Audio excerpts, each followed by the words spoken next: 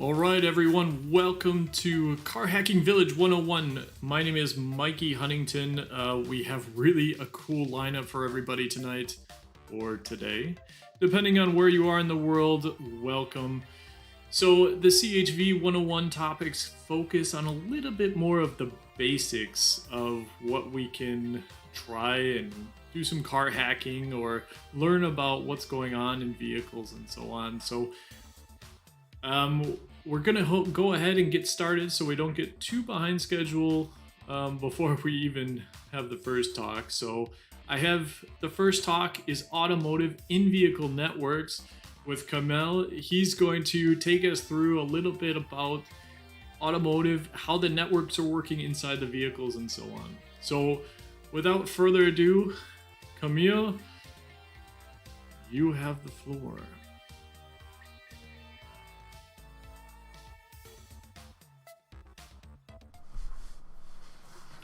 Okay, we're live. Thank you, John, for the lead off, and welcome back everyone to another Car Hacking 101 talk for DEF CON Safe Mode 2020's Car Hacking Village. My name is Kamel, and in this lecture I'm going to be talking about in-vehicle networks. I'm also doing a talk for Bluetooth in the same kind of vein of Car Hacking 101 talks. So if you've already seen or heard my introduction, I apologize profusely, but I have to give it again for those of you that might not be interested in Bluetooth or just coming to this one first. So, very short speaker introduction, right? As I mentioned before, my name is Kamel Ghali. I'm an automotive cybersecurity technology architect at White Motion. White Motion is a small automotive cybersecurity focused company. We're a subsidiary of Marelli. It's a much larger Italian automotive tier 1 supplier. It's actually the combination of the older Magneti Marelli Italian automotive tier 1 and a Japanese tier 1 called Calsonic Kansei. They actually merged a couple of years ago, and White Motion was at the time owned by Calsonic Kansei, and now we are a full subsidiary of Marelli Corporation. So I myself am based in Tokyo. I'm a trilingual car hacking enthusiast, as I like to call myself. Because for me, this is very much more than just a job. It is more than just a profession. It's something I enjoy, and I enjoy doing a lot of volunteer activities in the industry as well. For example, this Car Hacking 101 talk is not something anyone is paying me for. No one is, my boss didn't tell me, go do this. This is entirely because I enjoy what I do, and I think a lot of people would enjoy doing what I do, and I want to make sure that the knowledge is easily accessible for people that want to join the industry. So along those lines, I am an ex-admin of ASRG Detroit. I got involved in automotive security research group while I was living in Michigan, helping out with things like working on collaboration between industry and academia. And I'm the founder of the Automotive Security Research Group Japan. For any of you that aren't aware, Automotive Security Research Group is a organization dedicated to sharing information about automotive cybersecurity, making it more readily available, and mainly being driven by the community as opposed to, its own industrial entity, right? So it's a pretty open community, and a lot of, freely available talks, etc., are available online for anyone that wants to learn about automotive security. But anyway, I've gone on a bit of a rant there, but I like to consider myself a jack of some trades, a master of none. My recent areas of interest are Bluetooth, USB, radio frequency, digital forensics, and I have some interesting hobbies of mine that I have listed down below. But today we're not talking about any of these technologies. We're going to talk about in-vehicle networks. So what is an in-vehicle network? An in-vehicle network is, as I would hope is obvious, it is a network that's used inside a vehicle. Right, so it's a networking technology that's used to allow the ECUs inside a vehicle to efficiently and safely share information between one another. So these in-vehicle network technologies are designed specifically for use in these closed environments where you have several ECUs inside a vehicle. They need to share sensor information, the results of calculations, calibration information, vehicle status, so on and so forth, with other distributed processing units throughout the vehicle, right? If you consider, very broadly speaking, a network can be anything. It can be Bluetooth is a network, 4G, 5G, those are networks, DSRC is a network, Wi-Fi is a network. But for the purposes of this talk, I'd like to make it clear that I'm talking about physical networks. I'm talking about guided medium networks, right? For those of you with a background in networking, you might know the difference between a guided and an unguided medium for your network is that guided means it's got copper or fiber in place that actually, well, guides the transmission of information along a specified path, right? It's not radiated like it is in most wireless communications, right? So we're going to be talking about those kind of physical wire communications, be they copper-based or fiber-based, and how they're used in a vehicle. I'm going to go over some of the different types of in-vehicle networks that are found in the industry today. I'm going to talk a little bit about each one of them, how they're used, what their strengths are, what their weaknesses are, etc. Right? Strengths and weaknesses are a big part of in-vehicle networks because, as you can see, I have listed here, they are selected based on what role they fill for a given application, right? There's no one-size-fits-all best in-vehicle network solution that can do everything. There are different solutions, different technologies available that manufacturers selectively include in their vehicles based on where they're most appropriate, right? You'll see how this works out in just a second. So, in the context, excuse me, I was drinking some pineapple juice and some of it's got stuck in my throat, which is probably not a great way to get ready for giving a recorded talk. But in the context of a self-driving or autonomous vehicle, this is a fairly common, logical setup within a vehicle, right? In this diagram, we have a couple of ECUs alongside a sensor and some actuators, right? The sensor in this case could be, any number of things. It could be a camera, it could be an accelerometer, a CO2 sensor, a LiDAR sensor, user input sensor, radio, it could be almost anything, right? The sensor is, at this point in this logical diagram, we're just treating this sensor as a source of raw information, right? The data that this device generates needs to be processed. The sensor is intaking raw information, and that information needs to be processed. It needs to be interpreted by a processing unit so that the vehicle as a whole can kind of understand what that raw data means about the vehicle's environment, what it has to do next, so on and so forth, right? So based on what kind of sensor it is, what kind of data it's going to be producing and how much of that data it's producing is going to be different, and a different in-vehicle network technology might be chosen to carry that data from where it's generated to where it gets processed here in the ECU, right? So along this diagram, if we take it, kind of from start to finish, the sensor here is going to generate some raw data, right? This is going to be a camera that's facing, towards the front of the vehicle. It could be, just assume it's a camera, right? And it takes that image data and it sends it to ECU1 for processing, right? Because the processing power is going to be contained here on the ECU's microcontroller, right? So this line here is meant to represent an in-vehicle network, right? Because something needs to be in place for this sensor to be able to send that data to ECU number 1 over here, right? Once ECU 1 has the raw data, it's going to be able to do some calculations, interpret that data, understand what that data means, right? Is there, a traffic sign, a stop sign in front of us, a red stoplight, how in self-driving cars should stop for stoplights, so on and so forth. It's going to make those decisions and, understand the raw data it received, and then it's going to pass the results of those calculations on to another ECU, right? And then maybe this ECU is in charge of something else, right? Here I have, two very broadly defined actuators, right? An actuator in this scenario being any device that upon receiving, an input from a processing unit converts that input into a physical real-world stimulus, right? A thing that happens, right? This is what I mean when I'm talking about an actuator. So each of these lines here is meant to represent an in-vehicle network, and I have them all colored the same way because at this stage, I haven't talked about the different types of in-vehicle networks, but each one of these is likely going to be a different type of in-vehicle network technology because the amount of data being processed from here to here might be different from the amount of data processed between these two, and it might be different from the amount of data processed between, ECU2 and the actuators, right? So something to take in consideration when considering which in-vehicle network technology to choose would be things like safety and robustness requirements, distance from the ECU to the actual sensor, right? Bandwidth necessities, how much data is being processed, what kind of data it is, how fast it needs to be processed. All of these are metrics you want to take into consideration when picking the appropriate in-vehicle network to use, right?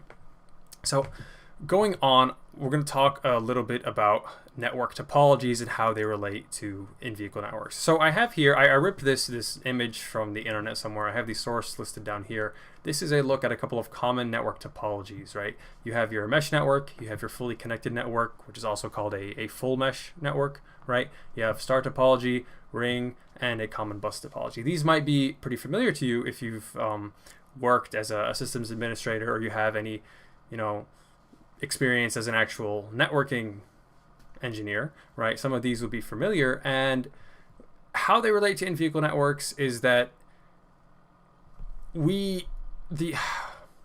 am I going with this? Okay.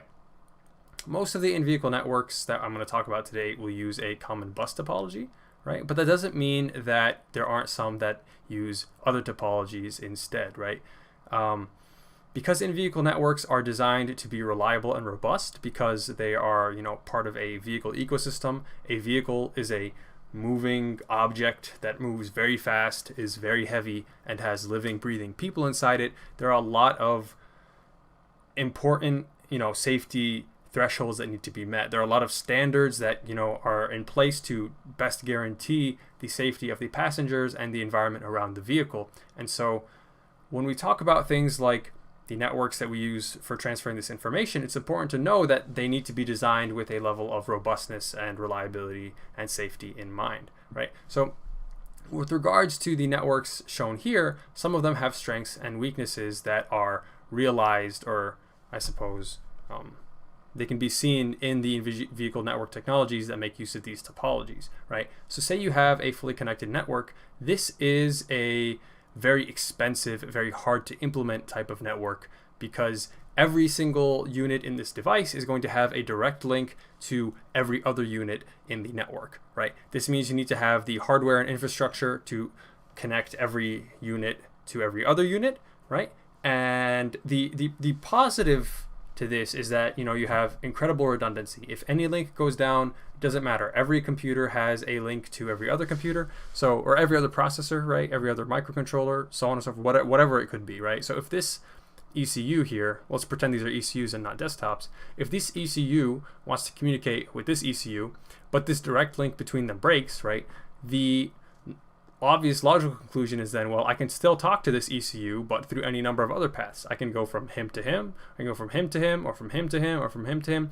The fully connected network topology offers the most amount of redundancy, right? But the downsides are, like I mentioned earlier, they're expensive, they're sometimes a little bit more complicated to implement, and especially when it comes to cars, the actual physical cable weight is becoming a sort of rising concern for automotive manufacturers, right? The actual weight of the cable harness is not a trivial thing. It's not a trivial part of the vehicle ecosystem, right? The actual designing of a vehicle needs to take into account how much cabling is going to be in there, because you can have, I'm not, an expert on how much cable goes into cars, but I'd say it can amount to quite a bit of weight, right? A couple, maybe tens of kilograms, I would assume, right? This is just an educated guess, right? But I'm sure someone more familiar with that actual metric would be able to give you a more accurate number there. But those are the pros and cons of something like a fully connected network topology. A mesh network is kind of like a not full connected network topology. It's kind of like a in-between, right? You'll have different devices here with different connections to some, if not all, of the other processors in the network, right? This is good because you'll have some level of redundancy where if, say, this line goes down, right, then you can still reach this processor here by going, okay, we'll go here, here, and then here, right? So you have different paths that your data can take if you need to send data from one processor to another on the network. Right? Common bus topology, this is where all of the ECUs in this case will be connected to a single common bus that they can all send or receive data from at the same time. This is how CAN bus works. I'll talk about that in the next couple of slides. It's the most common in-vehicle network in the automotive industry currently, but this is a pretty common implementation because of how easy it is, right? All of the nodes are just connected to one network, and there isn't any kind of routing protocol you have to implement, especially when it comes to CAN, right? It's very simple. It's easy to get set up, and it works pretty well. But one of the downsides, and it's cheap, by the way, but one of the downsides is that this common bus then becomes a single point of failure. So maybe, you wouldn't use something like this in a very critically important system, right? Especially when we're talking about things like government systems or military systems, you're more likely to see something like this because they are prioritizing, in the moment operational stability over everything else. Whereas for a mass-produced vehicle, right, this is kind of how you want to go, right? It's because it needs to be mass-produced. It's not feasible to make every single car on the road in this, fancy of an architecture.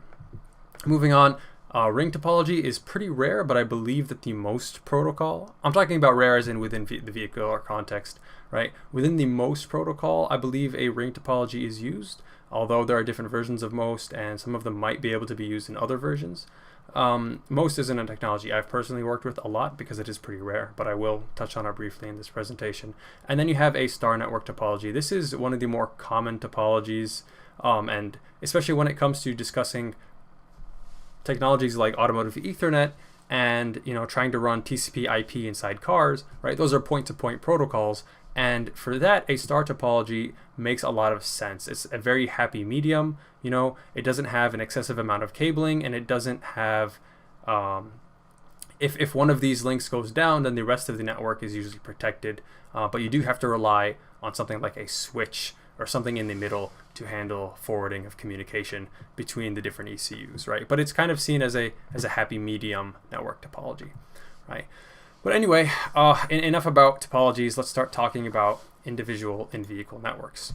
So CAN bus is kind of the main character of the in-vehicle network technology world, right? CAN stands for Controller Area Network.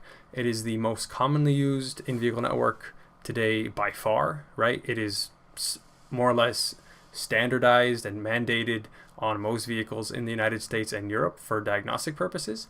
It was developed by Robert Bosch in 1991, is when the 2.0 standard came out, right? The most common nodes you'll find in the market today are actually 2.0B standard CAN bus nodes, and the 2.0B distinction is that they allow for the use of 29-bit arbitration identifiers. Arbitration is the process by which CAN messages have their priority established, and this is the process by which CAN bus actually handles collisions, right? Collisions are detected and then resolved instantaneously, or almost instantaneously, through the use of arbitration IDs. I don't think we're going to talk too much about the actual arbitration process today because that's slightly more in depth for CAN bus, but this is it's how CAN does its addressing is with arbitration IDs. But I'll just put this out here now. CAN bus runs in a bus architecture, and it's a multi-master serial communication. So anyone can send a message, and the arbitration identifier isn't really meant as a source address or a destination address. It just identifies what kind of data is in this packet, right? So if you slapped a sticker to a car saying, this car has oranges in it, right? That's kind of what that does. Saying this truck has oranges in it doesn't mean, it's specific oranges for one person. There's just oranges, and anyone that wants an orange can stop this truck and get an orange. That's a horrible example, but hopefully that'll get across the idea of what an arbitration ID does in a CAN frame, right? And then back to the CAN frames themselves. Each CAN bus frame in classical CAN can hold up to 8 bytes of data, right?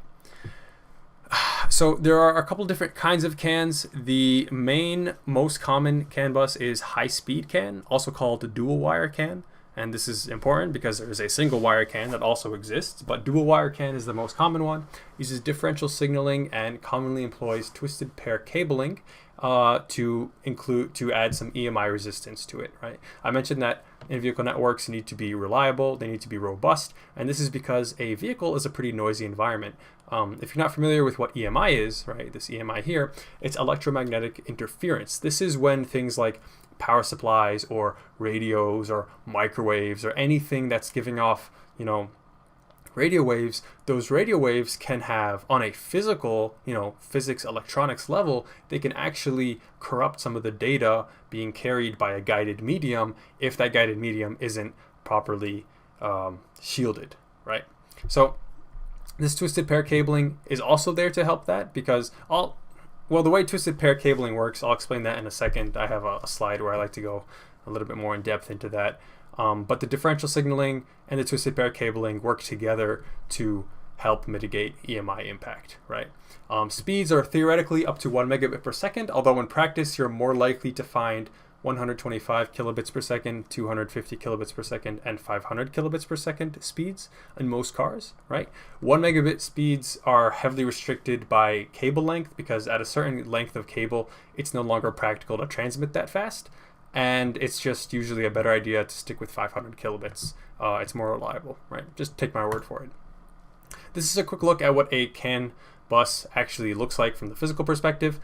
CAN buses are usually terminated with 120 ohms on both ends, right? This is a high-speed CAN bus, by the way. And then on each end, each node will have its own CAN transceiver that is connected to a CAN low line and a CAN high line, right? So CAN bus is technically a dual wire system when we're talking about high-speed CAN,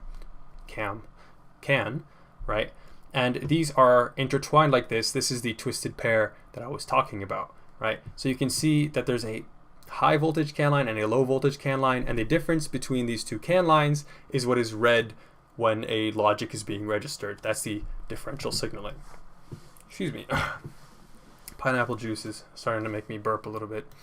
But anyway, back to differential signaling, as I was mentioning. So this is a very easy to understand diagram showing how differential signaling works in CAN, right? Here we have a logic graph and an actual physical voltage graph, right? So in high-speed CAN high and CAN low both rest at around 2.5 volts. This is their kind of resting state, and this is what is read as a recessive logic or a logic 0, right? As counterintuitive as it might seem, logic 1 in CAN bus is considered recessive and logic 0 is considered dominant, right? So this shows here how the physical bus would look and the logic bus would look if we were to transmit 101 on a CAN bus, right? We'd have the recessive, right? Both lines here at 2.5 volts with a 0 volt differential.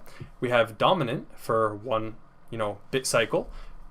During that bit cycle time, right, the CAN high line gets driven to 3.5 volts and the CAN low line gets driven down to 1.5 volts, right? This 2 volt differential is what is kind of registered. It's what's recognized as a logic 0, right? And then the bus voltages go back down to 2.5 and another recessive logic 1 is registered. I'm going to talk a little bit about how the twisted pair cabling actually protects against EMI. Let me pull out my pen and PowerPoint. So twisted pair cabling means that the two bus lines, CAN high and CAN low, are intertwined with each other very tightly, right? They aren't just straight across, from one node to another. You can make them that way, but it's better not to because of EMI, right? So the way that works, because those cables are intertwined so tightly, any electromagnetic interference that hits that bus is very likely to hit both CAN high and CAN low, right? So what happens if that kind of scenario occurs? Well, let's draw it out. Say there's a electromagnetic pulse and it's CAN high and CAN low at the same time and causes a voltage spike that looks kind of like this, right?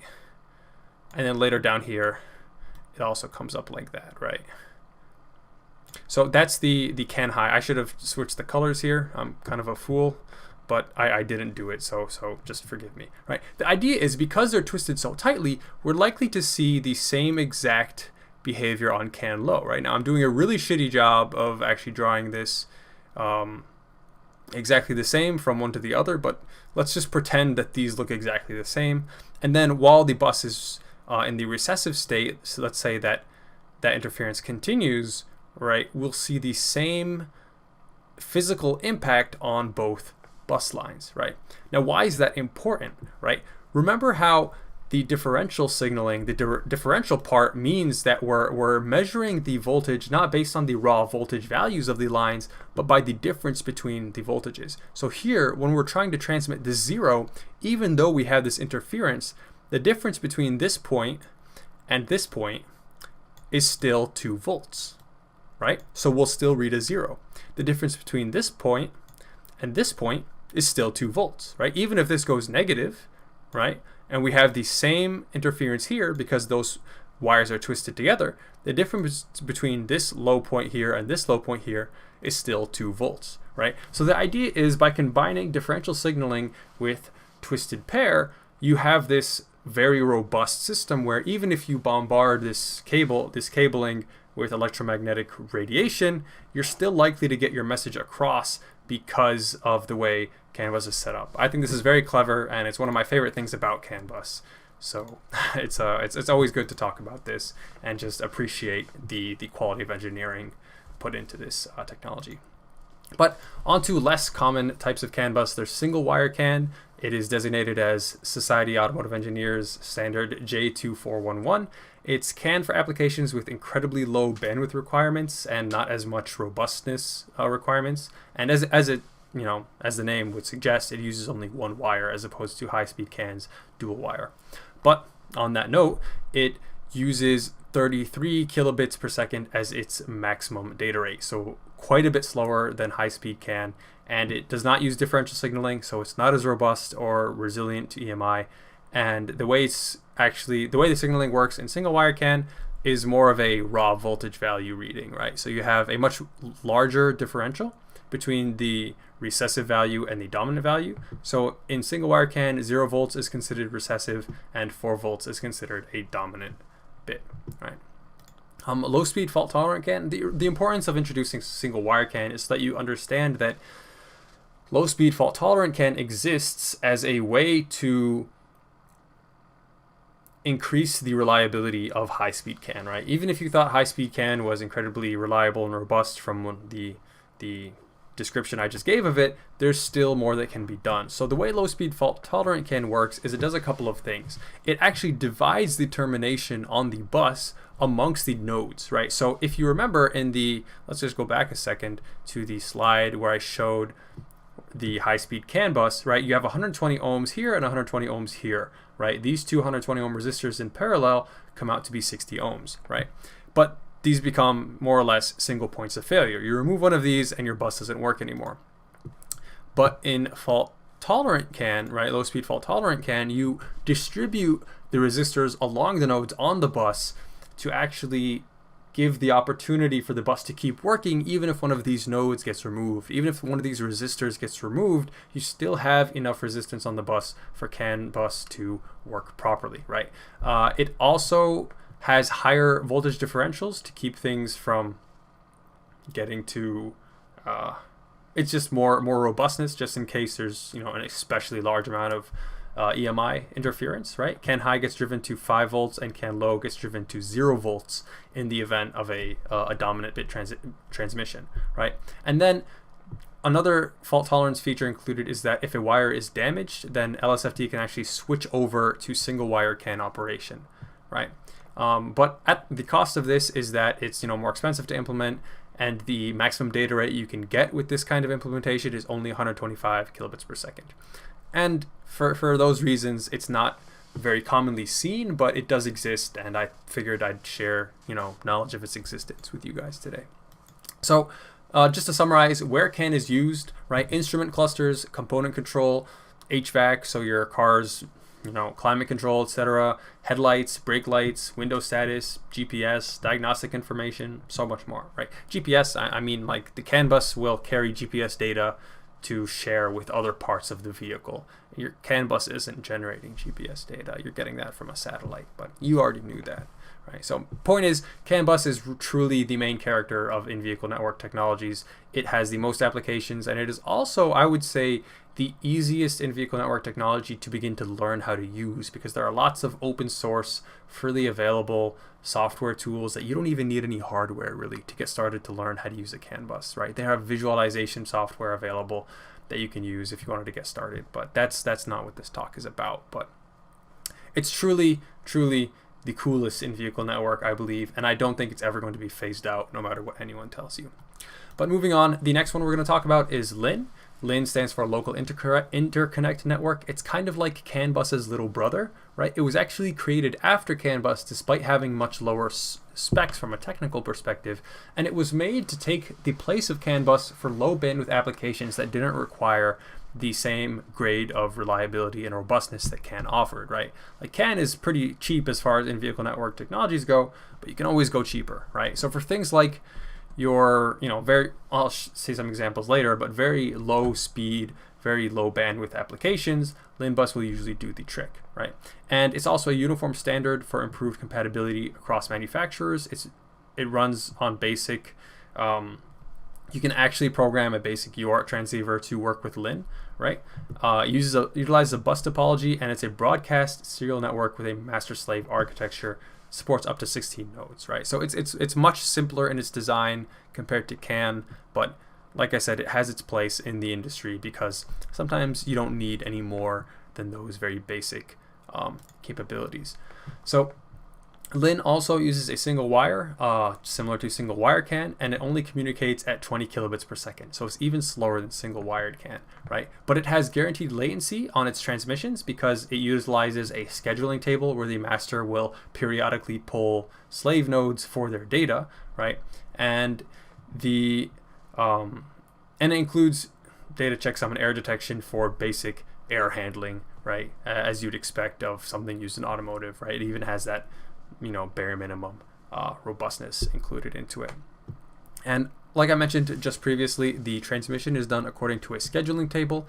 And here I have a quick diagram showing how a transmission will go. So normally you'll have one device on the bus considered the master device, and that master has a schedule according to which it will send out this master header frame, which kind of includes, it'll essentially say like, hey, I want this data, right, according to this identifier.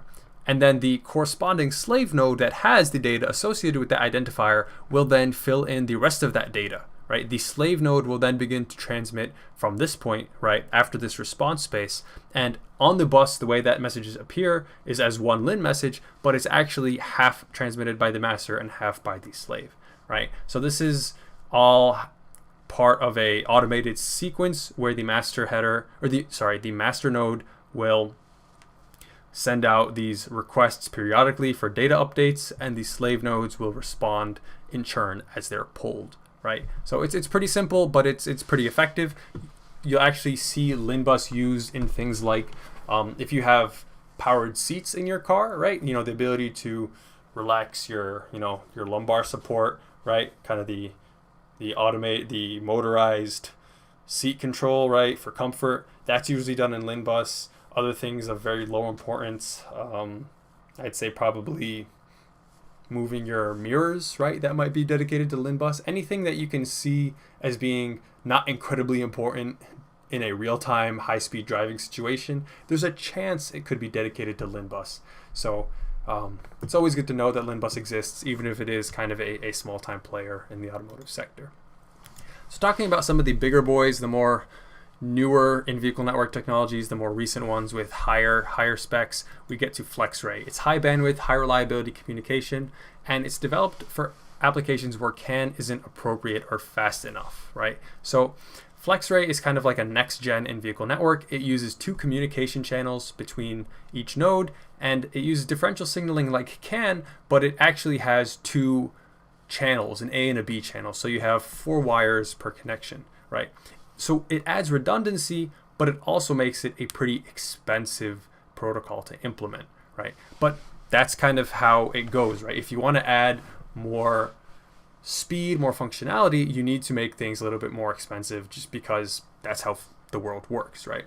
FlexRay payloads support up to 254 bytes in size, and FlexRay is commonly used in X-by-wire systems, right? So because of its high speed, because of its robustness, in a similar vein to that of CAN bus, you're able to use it for things like direct control of throttle, direct control of steering, and direct control of braking, right? The theoretical maximum data rate is about 10 megabits per second, so about 10 times as much as CAN's theoretical maximum speed. But since it's a proprietary protocol, it is a little bit more expensive and also a little bit more complicated, especially for the car hacking crowd. It's not as easy to get tools that can work with FlexRay, especially if you're just starting and you don't have a a wealthy industry supporter providing you with industry grade tools, it can be hard to get involved with FlexRay just because of how complex it is, right? But moving on, starting to talk about another next gen in-vehicle network technology is CAN-FD. So CAN-FD, the FD stands for flexible data rate. It's the evolution, quote unquote, of traditional CAN bus, right? It retains many, if not all of the features of classic CAN, right? And this is, it was kept that way because of the success CAN had in the industry, right? It worked really well. We're still using it today, even though it's over 30 years old now, I think. Yeah, about 30 years old. But it does its job so well, there's no real reason to phase it out.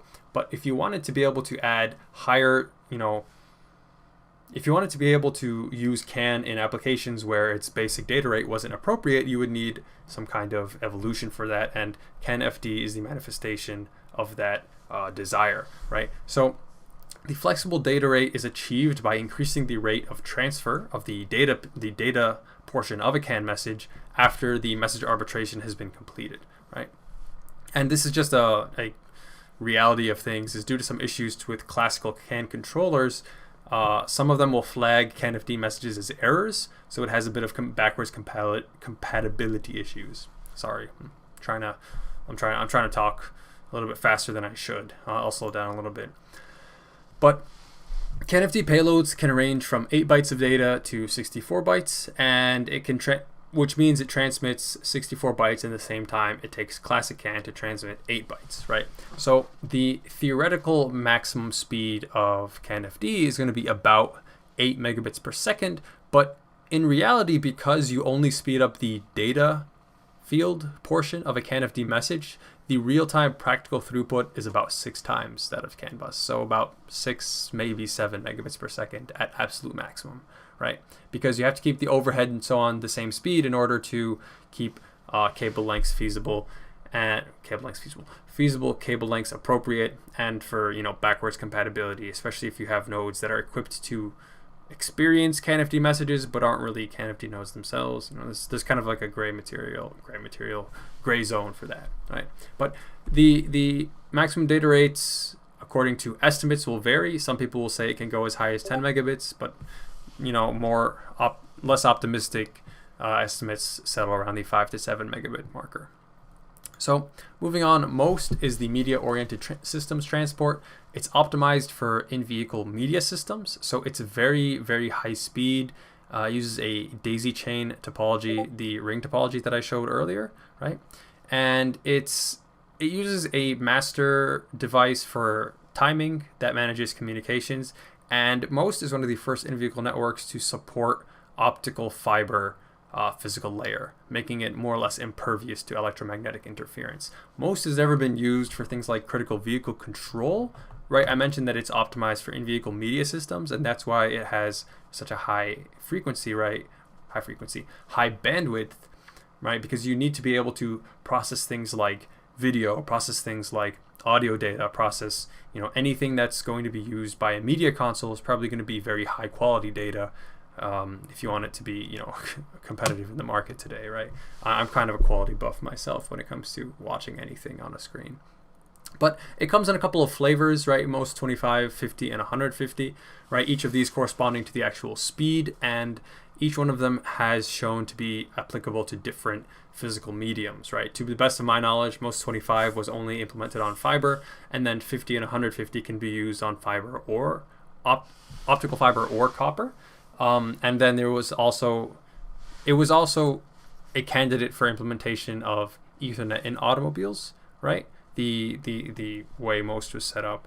But speaking of Ethernet, automotive Ethernet is kind of like the cool kid on the block, right? The new transfer student that everyone is interested in is automotive Ethernet, right? They're very dynamic, they're very high powered, and everyone is interested in seeing what they can do, right?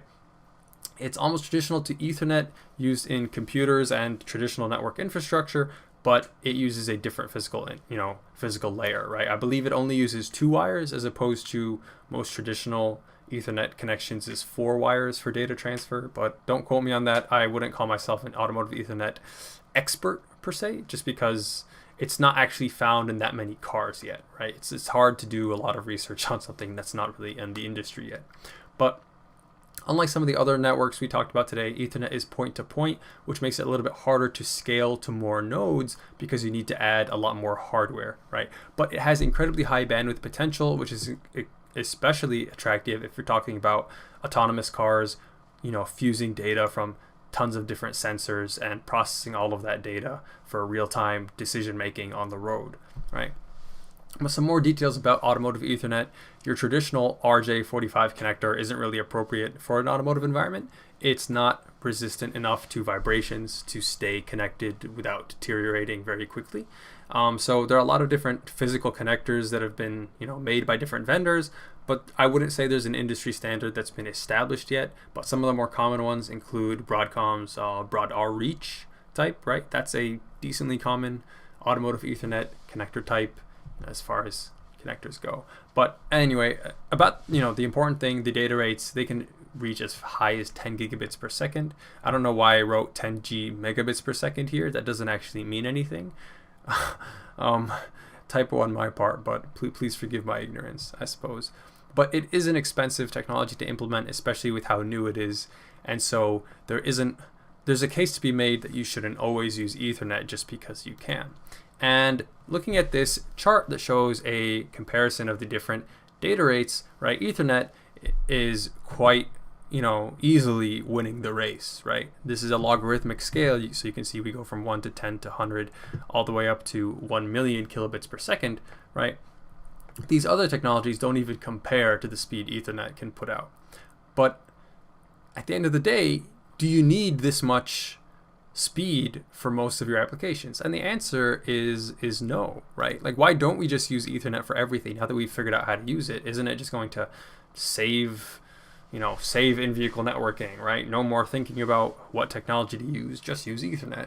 Well, no, right? It's expensive to implement. It's new to the automotive domain, so there's no proven use for it as the only in-vehicle network you need, right? And it requires more hardware thanks to the fact that you might need switching hardware in place to actually do the addressing, at a higher level, especially if you want to implement TCP or IP into your TCP/IP in your vehicle, which increases the point of failure relative to that one switch being a single point of failure for the entire network, so on and so forth, right? And the real important thing here at the end of the day is the cost argument. It's not necessary to have that much bandwidth all the time, right? The old saying, why use a fire hose where a squirt gun will suffice, right? It's truly a case of knowing how much data you need, how fast of a connection you need between these two ECUs. Is it really worth it to invest in an Ethernet implementation if that means you have to increase the processing power on each of those ECUs as well, right? Because CAN bus, for example, is much simpler to implement than Ethernet and doesn't require as much processing power on the ECUs, so you can use slightly lower grade ECUs for a CAN bus connection than you would for an Ethernet connection, right? There's a lot of reasons to choose a more optimal solution when it comes to lower bandwidth requirement applications, right?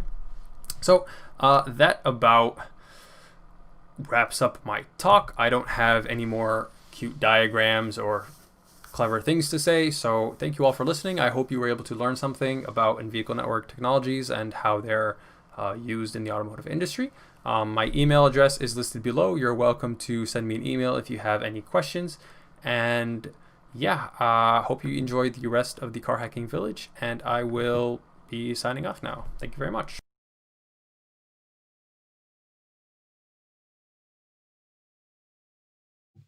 All right, Camille, thank you very much for the presentation. It is time for the question and answer. So if you guys do have questions for Camille and his presentation on automotive in-vehicle networks, then please go ahead. You can type your questions into the CHV101 support text group, and then we can answer them here in the video voice chats. So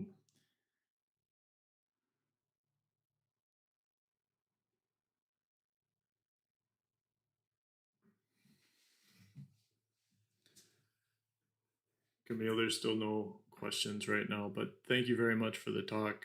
Really interesting stuff. And even though these are the basics, this is the building blocks of automotive networks. So, do do you have an idea of where you think it will go in the future, or what might change?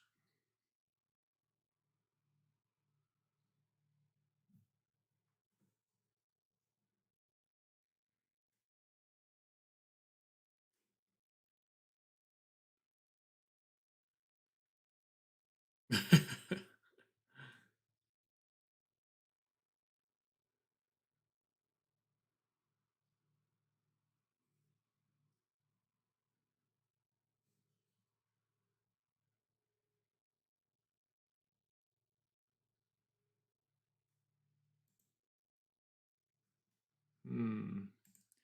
So, um, Camila, can you hear me now? So a little interesting, because this is the virtual conference now, and trying to get everything streaming in the right direction with the right inputs going in the right outputs. Uh, we'll have to see how well this works. But we apologize for some of these technical difficulties that we will have. Um, Actually, we don't. I don't have any questions in the chat, Camille, but I had a question from my side. What do you see changing in the future regarding in-vehicle networks? I think automotive Ethernet is something that's kind of coming up still, but why haven't we seen something like wireless networks in the cars?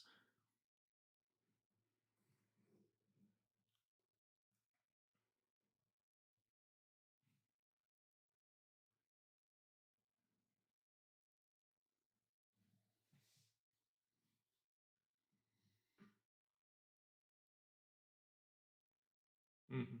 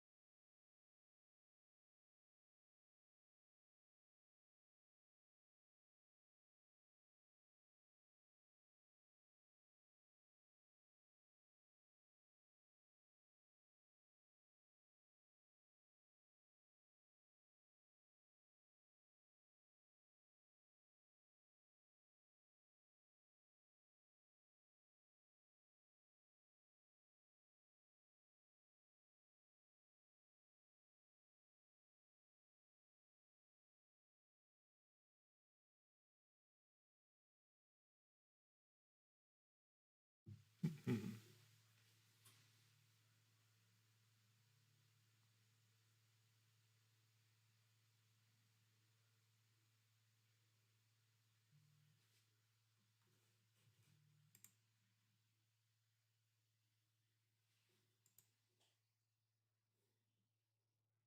Right.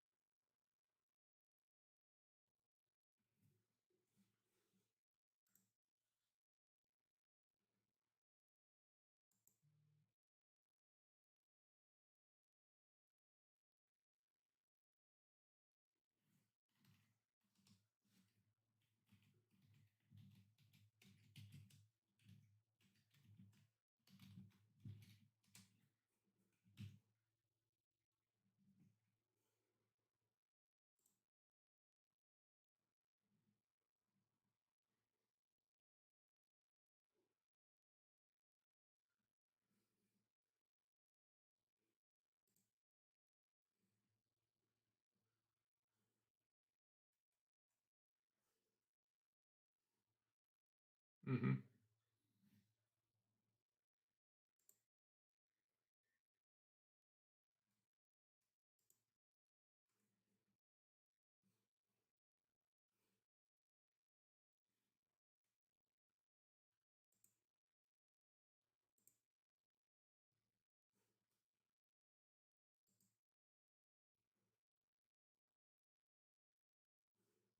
Mm-hmm.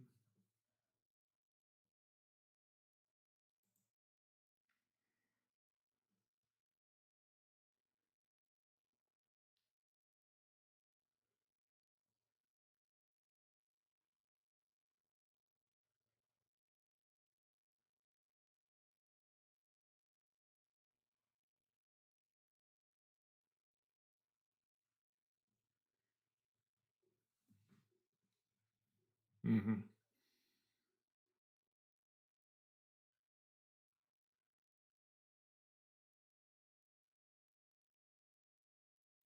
Right.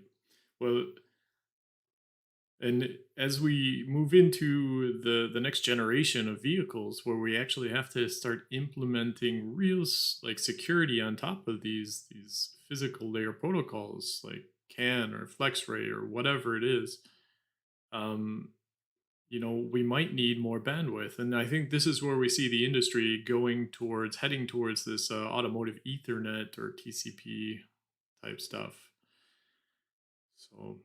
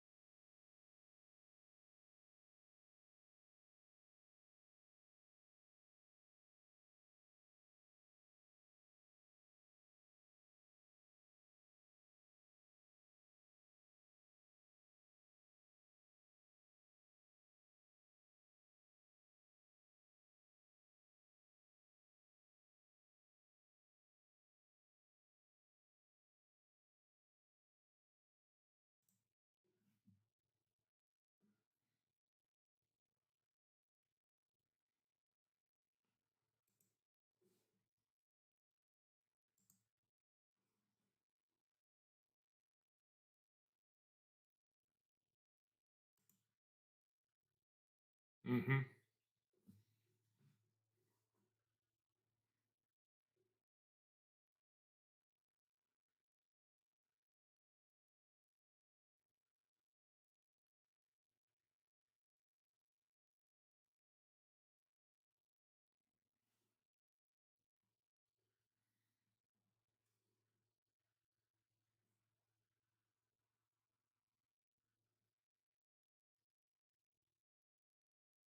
okay.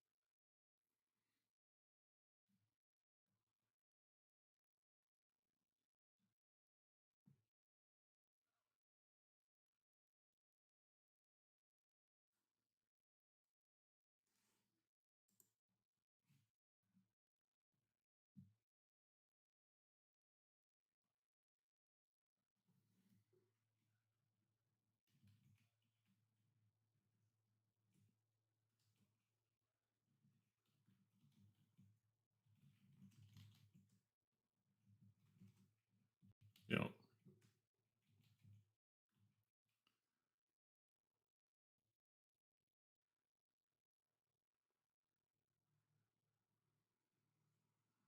Okay.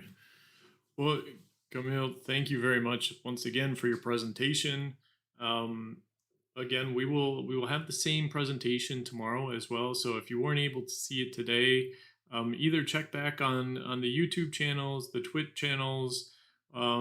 It will be available and online But we will do it again tomorrow just to make sure that everybody has a chance that didn't see it today to get the information about automotive in-vehicle networks.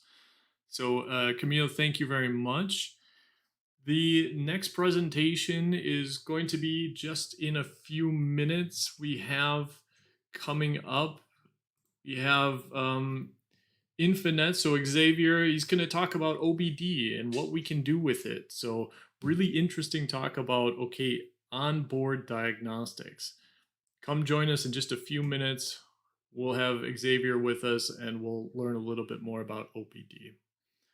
All right, guys, thank you very much. We'll see you in a few minutes.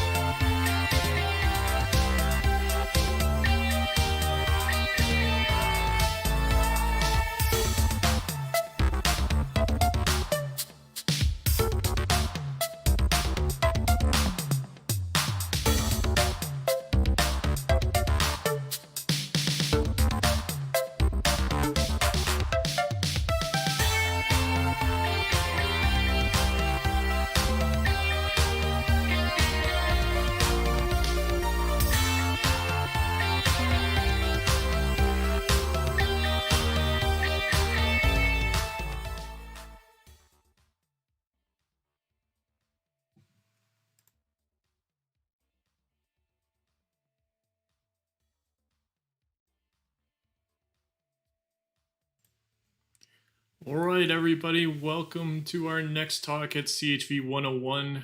My name is Mikey. I'm your host for today. We have the next presentation is OBD and what can we do with it. Infinet is going to give the presentation today.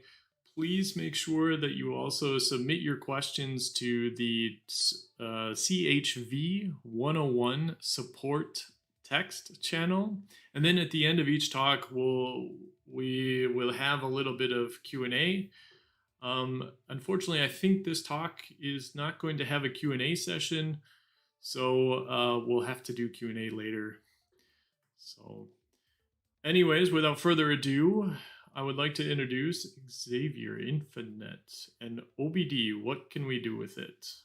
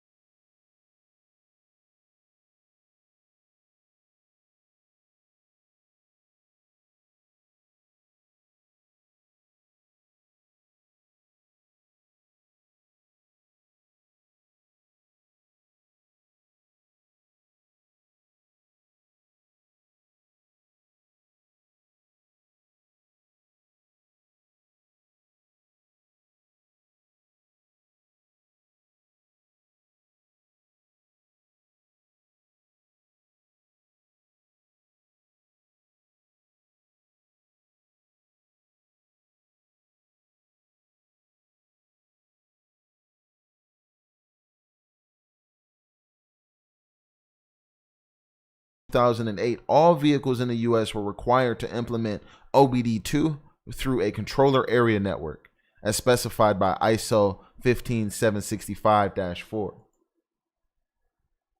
What data is accessible from OBD2?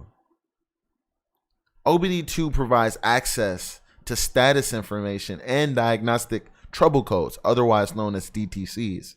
These include powertrain, these things, engine and transmission, emission control systems, as well as the vehicle identification number, calibration identification number, ignition counter, emissions control systems counter. Let's dig into the architecture of OBD2 and CAN. So OBD2 is a port that's usually located in the footwell of the driver's side of a car. It's been mandated in cars since 1996. OBD2 standard itself defines both the electrical interface and messages, primarily the DTCs, created to be used as a standard way for vehicles of any manufacturer to allow independent repair shops and dealers to test for emissions. OBD2 is a 16-pin connector port. Although only 9 pins are mandated by the standard itself, most vehicles include an additional connectivity such as GM LAN or Chrysler CCD.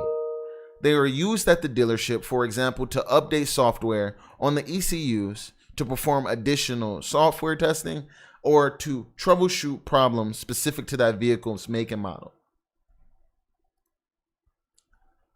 Aftermarket OBD2. At first, only standard OBD2 connectors were able to read diagnostic information. Manufacturers have been able to, over the years, reverse engineer the communication architectures to enhance their own offerings. With the advent of inexpensive cellular, Wi-Fi, and Bluetooth components, aftermarket OBD2 manufacturers have expanded their products to include entirely new classes of services, such as pay-by-the-mile insurance, vehicle use tracking, and commercial fleet management. So what can we do with this? Way more than transmitting DTC. CAN controls, or controller area network, controls hundreds, if not thousands of sensors and ECUs that control everything from operating the vehicle, steering, accelerating, braking, all the way to infotainment and locking the doors. All this information is being passed over the CAN bus. The CAN bus is nothing more than a TCP-based packet switching network. This is the same stuff that you see on your day-to-day jobs in most organizations' IT infrastructure.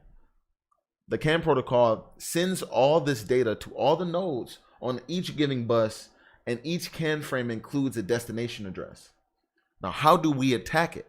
Well, OBD2 aftermarket devices can potentially retrieve CAN traffic from outside of the vehicle from something like a Wi-Fi connectivity and pass it through unfiltered internal CAN bus through OBD2 ports. So nodes inside of the CAN network on the CAN bus are expected to ignore traffic that's not addressed to them, but CAN frames don't have source addresses. So there's no way for you to be able to tell legit data from spoof data. This is where our journey begins as security researchers, and for us to be able to go and continue to reverse engineer these protocols to understand exactly what's happening over these CAN buses, for us to be able to use things such as OBD2, potentially leveraging connectivity that's being built into the vehicles, such as Wi-Fi or Bluetooth, for us to be able to utilize those connectivities and to leverage that to further attack. Thank you. And if you have any questions, please don't hesitate to reach out. My Twitter is infinite, and take care.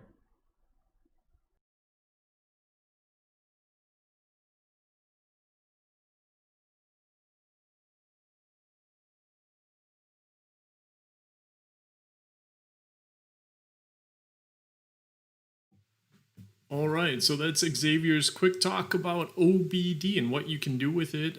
Unfortunately, he's not available for question and answers today. We're going to see if we can get him tomorrow to answer some questions for us. In the meantime, if you do have questions, we can attempt to answer them here in the chats. So please feel free to add your questions to CHV101 support text, and we will do our best. So the professionals and the experts will do our best to try and answer them and give you the best feedback that we can. So the next talk is going to be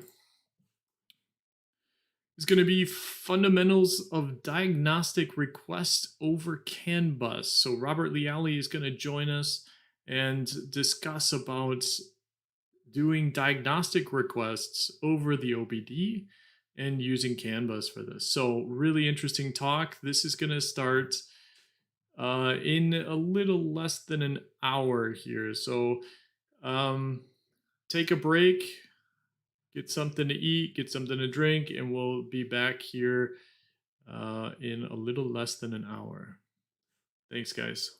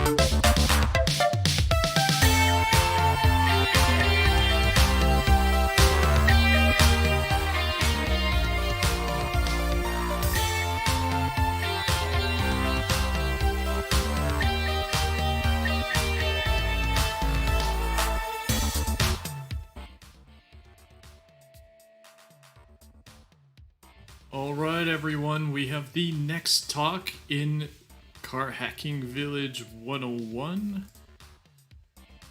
Fundamentals of diagnostic requests over CAN bus. Robert Leali is in the house, and he's going to take us through what means diagnostic requests over CAN bus. So, without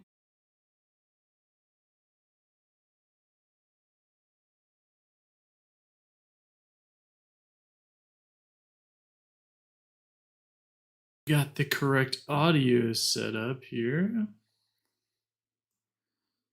So, just 1 second. Add output capture. And all right, I got it. there we go. Mr. Leali. Hey, how's it going, John? Good. How are you, sir? Gee, I'm good. Sorry about the background noise. Hopefully it's not too bad. No, I think we'll be able to deal with that. Okay. Excellent.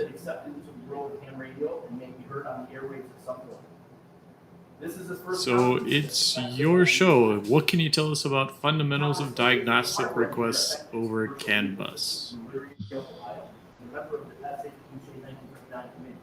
So this is a new one for me.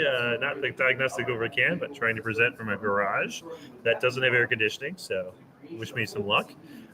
So right now I'm in the Car Hacking Village garage that we're hosting the village. So behind me you'll hear the MC for our 001 talk. So there's a little bit of crosstalk, but once that's over, it'll just be me. Hello everybody, my name is Robert Leali, also go by Carfucker. So you'll find me on the Discord right now. I have actually two different names going on, one so I can get the experience of the user, and one so I have the experience of the village user. So you'll see two Carfucker, CARFUCAR. So just go ahead and DM any one of those. I should get that if you guys have any follow-up questions. I'm also in the voice channel right now. I've muted myself, but later when I take some questions, I'll make sure I unmute myself so I can hear some of the questions that might be coming up. And I won't be able to respond to them because I don't have, I'm as a normal user, but I'll try to type it in there, and maybe as John is rebroadcasting me, I'll try to get some of that information out. So let me go ahead and get started and just kind of go over real quickly what is diagnostics. So I don't have a very perfect presentation here, but I do have an old presentation that I've given before. So let me just close this up and just kind of go over the concepts of diagnostics as it relates to vehicle systems. So diagnostics is a layer of communications that allow you to connect and send requests directly to vehicle controllers, right? So one of the challenges, though, is CAN bus has a very limited amount of space that you can put data bytes in. Specifically, you can't send more than 8 data bytes. So in order to do that, they need to send about 4,095 bytes. You have to use other protocols. So specifically, most diagnostics and vehicle systems use a protocol called ISO 15765-2. This is sometimes referred to as the transport protocol, or ISO-TP, or CAN ISO-TP sometimes. This is the transport protocol that nearly every diagnostic protocol builds upon. So this is that middle layer or transport layer that bridges the CAN bus limitations to allow for longer message lengths. So a lot of people, a lot of companies, GM, Ford, Toyota, everybody uses this, seems to use this protocol now for all of their diagnostic protocols. Now, there are a handful of different diagnostic, or what we call high-level protocols or application layer protocols. I'm going to focus on one.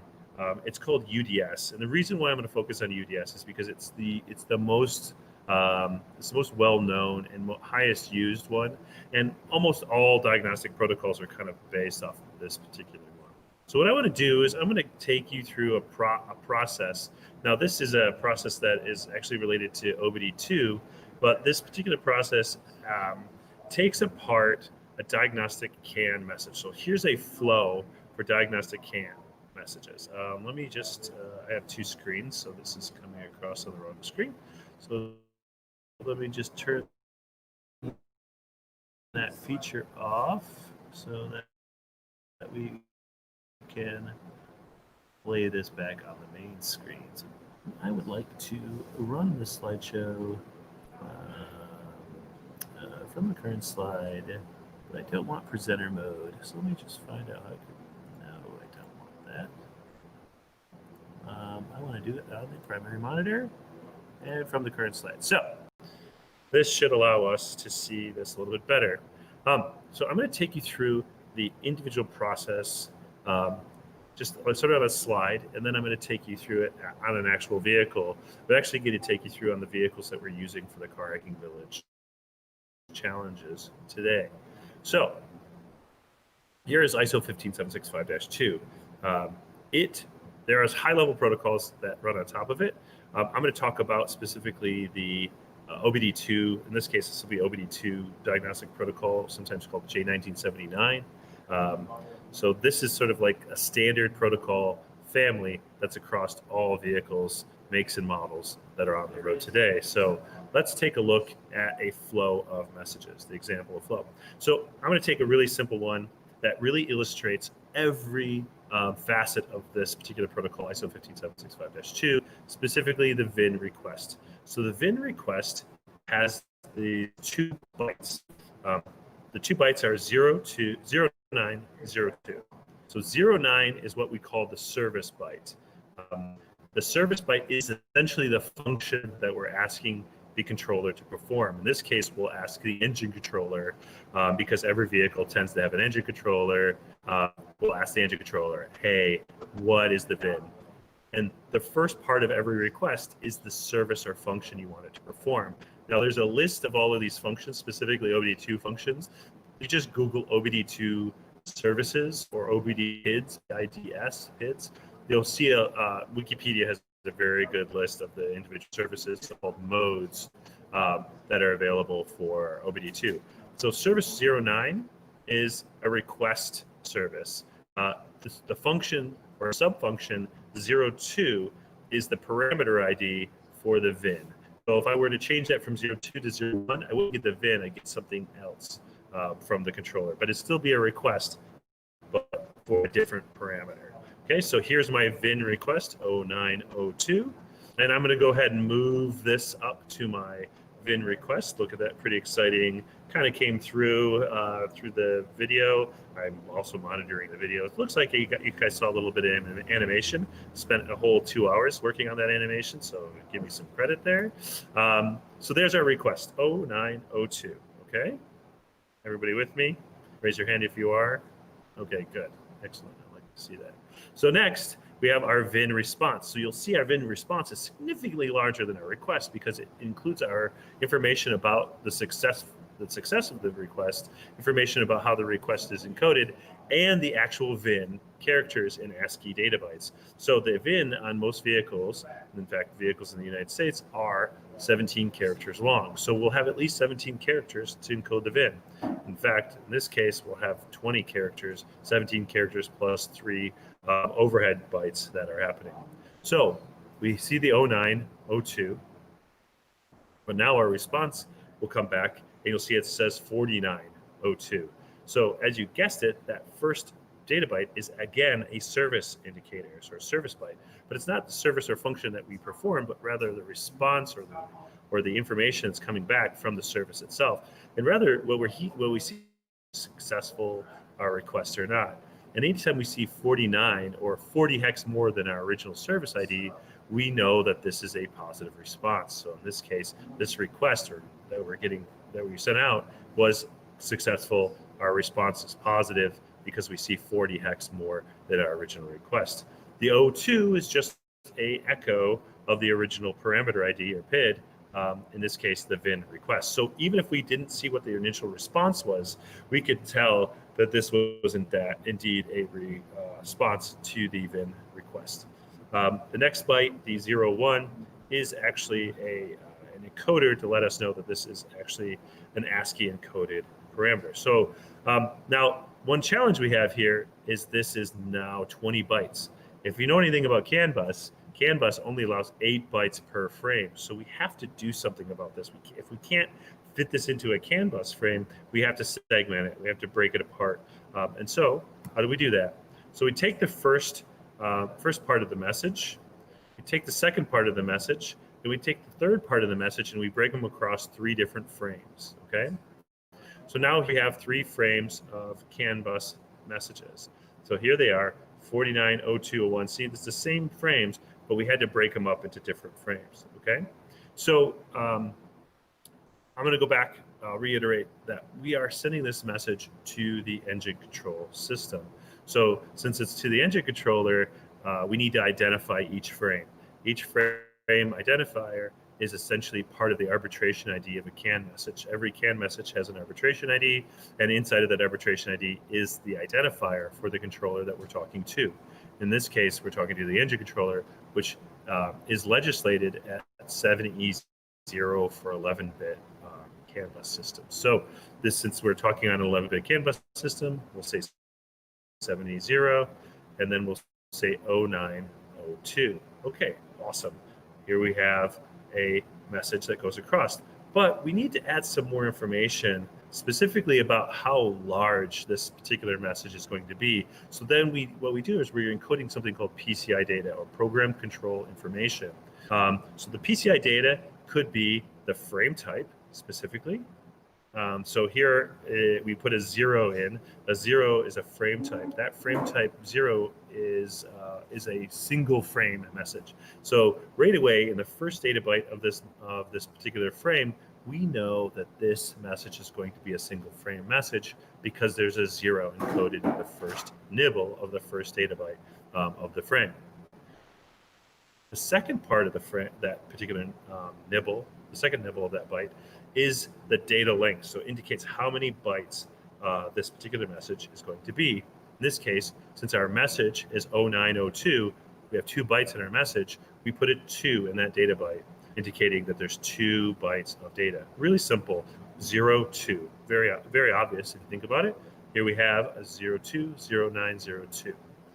And now we'll do one more thing. We'll do this thing called padding. Padding is a way of filling in the data. Not all cars require this, but I always recommend it because some cars do require it. And later when I do my demo, I'm going to show you guys how that is the case. So now we fill in the rest of this data with padding. The reason why we know it's padding, because again, we go back to the beginning of the data frame and we see the 02. That 2 is an indicator of how big this particular message is. So we count 1, 2 bytes, 0902. Those are our 2 bytes of our message. Anything after that must be padding, right? Because it's not part of the message itself. So even if there were data there, we could ignore it because it's not part of the actual message, okay? All right, so we send a request out. Now we should get a response back. Our response ID has got to be different than our request ID, but it's usually just a little bit different. Sometimes it's significantly different, but sometimes it's very, very much the same. In this case, our response ID will be 8 more than our request ID. So 70E0 returns a 70E8. This is actually part of the OBD2 specification for emissions-related controllers. So that's just very common. That's what we'll see. So again, we'll have a frame type, just like we had before in the first nibble of the first byte of the last frame. We do the same thing here. We have a 1 to indicate that this is indeed a multi-frame message. So 1 equals multi-frame. Just like before, we had a data length. But since our multi-frame messages can be 4,000, over 4,000 bytes, 4,095 to be exact, because we can have 4,095 bytes, we need more bits to encode that information. So the 4 bits or 1 nibble that we saw in the single frame message just before is not enough. We need more bits. So we expand, now that we use those 4 bits, but we also use the next 8 bits as well, giving us a total of 12 bits. So 2 to the power of 12. Total number of values that we can have, so 4,095. So now we know how many bytes we can have. So I put a 014 to indicate that this is actually going to be 20 bytes long. So 014 is hex, 20, that equals 20 in decimal. And then we fill in the rest of the actual message itself. So we recall the VIN message starts at the 49, 02, 01, 31, 32, 33. So that's the data that's going to be encoded in the VIN. So we just sent a request to a controller. It just responded back to us saying it's going to send us a multi-frame response. What if we can't handle a multi-frame response? Or what if we need to reserve a buffer and we need to do that quickly? We need to give some feedback to the controller saying, hey, listen, I'm either able to do this or I'm not able to do this. So that's what we call our flow control. So we're going to send another message back to the controller to let it know that the rules of how it's allowed to transmit the rest of the data back to us. So we'll send a 70 back to the controller, and then we'll send a 3 for the frame type, indicating this is a flow control message. Okay, so we're going to send a flow control response back to it. Now we have to do this within 100 milliseconds of the request that we send. So you have to do this programmatically. You'll never be able to do this by hand or manually. So if you're typing in like send flow control or something like that, you'll never get the timing that you need in order to do that. So you have to run some sort of script locally to the hardware or something like that in order to have success with it. Or your hardware needs to support this particular feature. So that's something that's important to keep in mind when you're doing diagnostics. Next, we need to send it's clear to send. So we say a 0 in the next nibble of the next byte, indicating it's clear to send. If it's not a 0, it's some error. 1 is an error. Hey, you can't send this. So usually that will mean that the controller stops sending its request. The next is the block size. So that's how many blocks or messages or frames, I should say, that you can send before another flow control is sent back. So normally that's set to 0, meaning I'm not going to send any more blocks. Don't worry about the blocks. I'm just going to send this one flow control frame. You finish up the rest of the message. You don't need to hear from me again. These are the rules. Sometimes it could be a number not 0, meaning if that was a 01, then the controller would send a message back to me, and then I would send another flow control frame, and then the controller would send another message, and I send another flow control frame, et cetera, et cetera, et cetera. So that number essentially is how many more frames until I send a flow control. Last parameter here is the frame separation. This is the actual time in milliseconds that we need to wait between that the controller that's returning the data back to me needs to wait for it to send a message. So 0A equals 10 milliseconds. And again, we have padding as well. Now we get a response back. The next frame comes after the first frame that we got. The next data bytes, in fact, the next 7 data bytes. Why 7, not 8 in the CAN bus frame? Because we still have more PCI data, specifically a frame type of 2. 2 indicates that this is what we call a consecutive frame, a frame that happened after a first frame. So if you were just to look at this and just monitoring the CAN bus and you saw that this is a consecutive frame and you didn't have the first part of the frame, you would know that you missed some data. So it's super important to know that if some other system is monitoring it, that this is not the first part of the data. But what part of the data is it? Well, we have this rolling code that comes next, indicating that this is the first consecutive frame. So we have a 1 there. The next frame will come. It'll also have a 2 as well because it's also a consecutive frame. But instead of having a 1 in the rolling code section, it'll have a 2. And guess what? The next one will have a 3 and a 4 and a 5, etc., all the way till we hit F, and then we just roll back over to 0. So you'll see it go 1, 2, 3, 4, 5, 6, 7, 8, 9, A, B, C, D, E, F, and then go back to 0, 1, 2, 3, 4, 5, etc., if there were more data or more frames that needed to be sent. But for the most part, this is pretty simple. We've essentially requested the VIN and received the VIN back from the controller, all pretty quickly and pretty simply. So I want to take a little bit of time. So I'm about 18 minutes in. Great. I'm doing well on time. I want to take some time and do a little live demo. Now, you know what live demos are. They're always bad. Don't ever do this. So I'm going to go ahead and do this, right? So let me bring up all of these. I got a few different windows open here, specifically related to our system here. I'm going go ahead and minimize a few things here. Okay. So this is the this is SocketCAD. If you're not familiar with SocketCAD, we have some really cool information about how to get started with SocketCAD. And in fact, everything I'm doing right now, you can come over to the Car Hacking Village, join the virtual.carhackingvillage.com CTF. It's easy to join. Just sign up, and you can get into the queue. And you too can also plug into this vehicle virtually as well and do all of these same things. So I highly recommend you guys do that if you have time. And we have some pretty good getting started instructions on our webpage as well. If I have time, I'll try to go into those as well. So I taken a few seconds and created a couple different windows. One window is, looks like some people are having some fun on these networks as well. So we might get some spurious data coming across. Also, I can clear up some of these windows real quick. Let me just cancel out of this and reload it.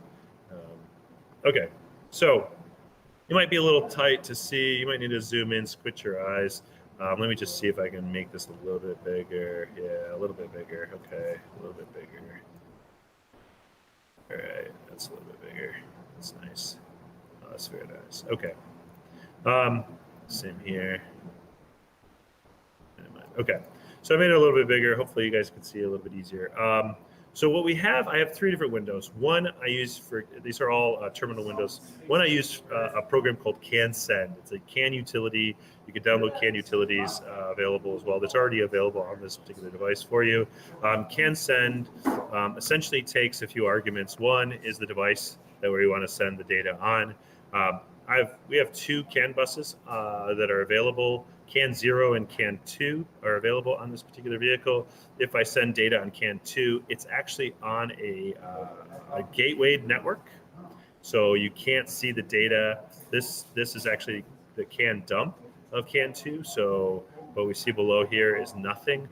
So if I were to send a CAN send message, which I'll do, in fact, I'm going to do a bad message, just so you guys can see a bad message go across.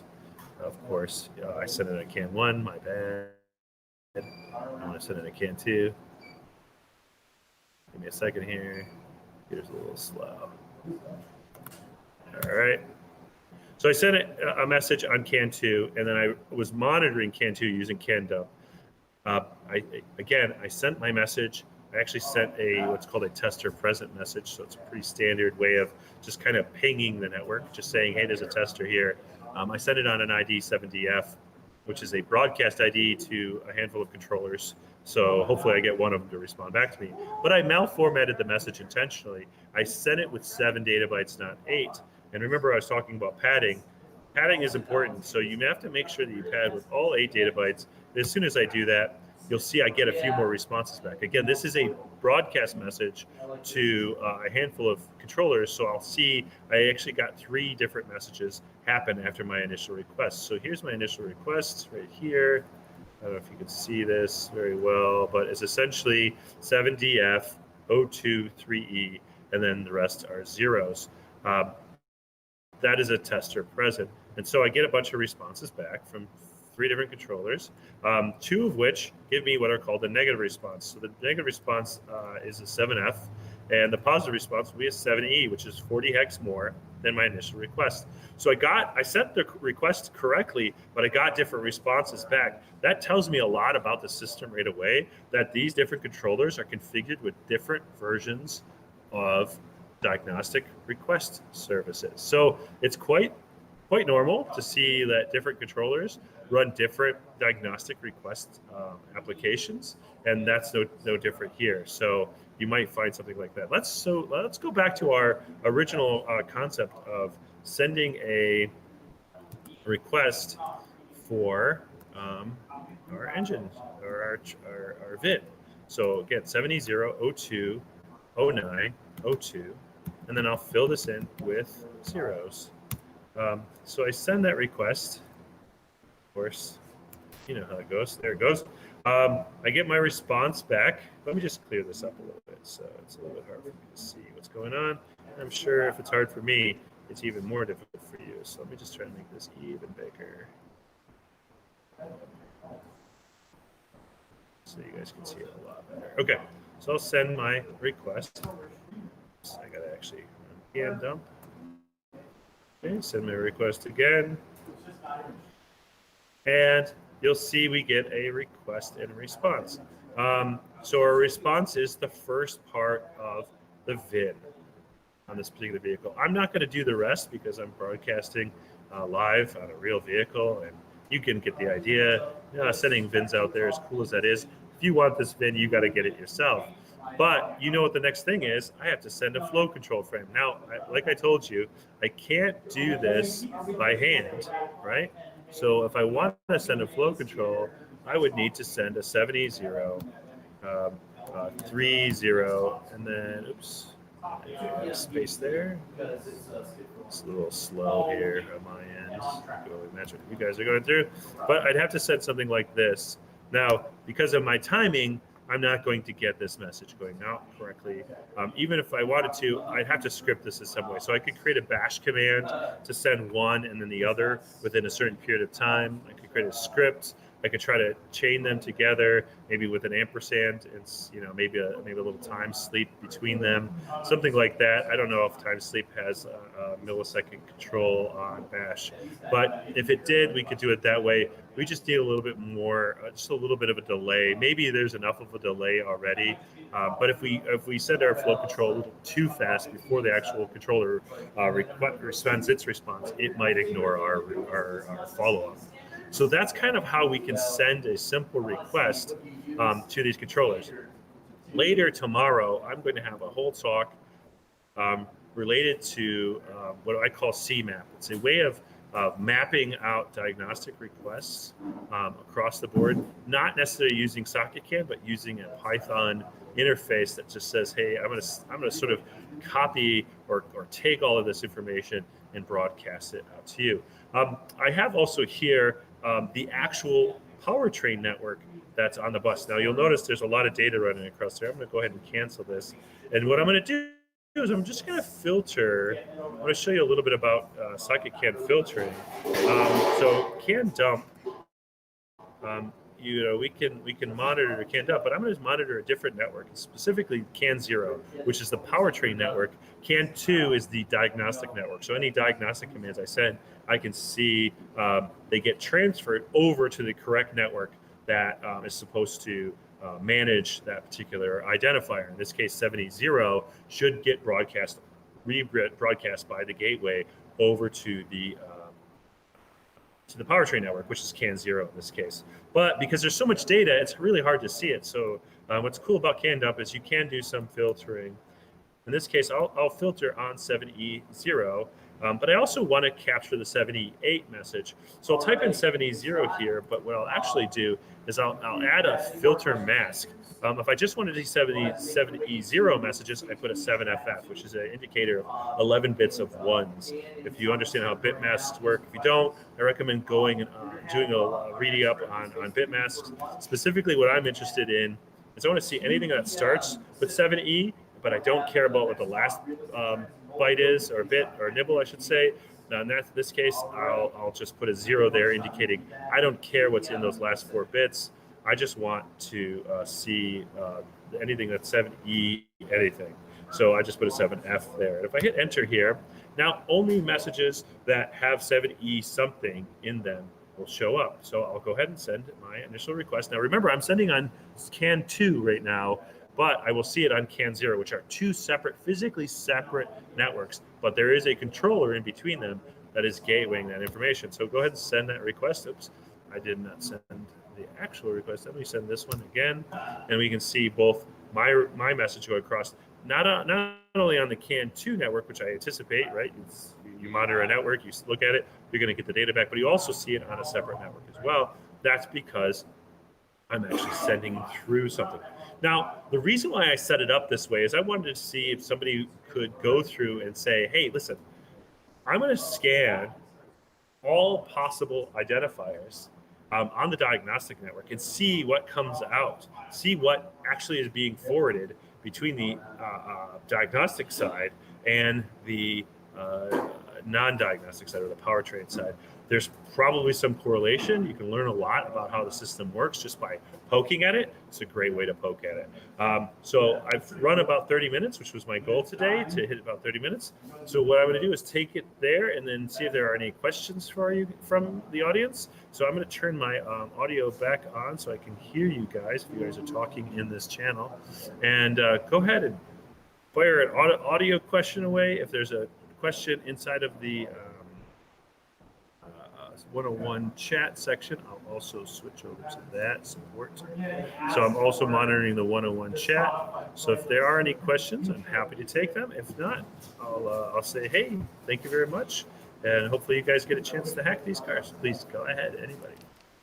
Hey, Robert, thank you so much for the presentation. Thank you. It was fun. Sorry, I have an echo. Sorry, it might be my fault. Let me just fix my end. Just 1 second. I'm going to mute myself. No, I don't know where it's coming from. No, that's probably not. Try to...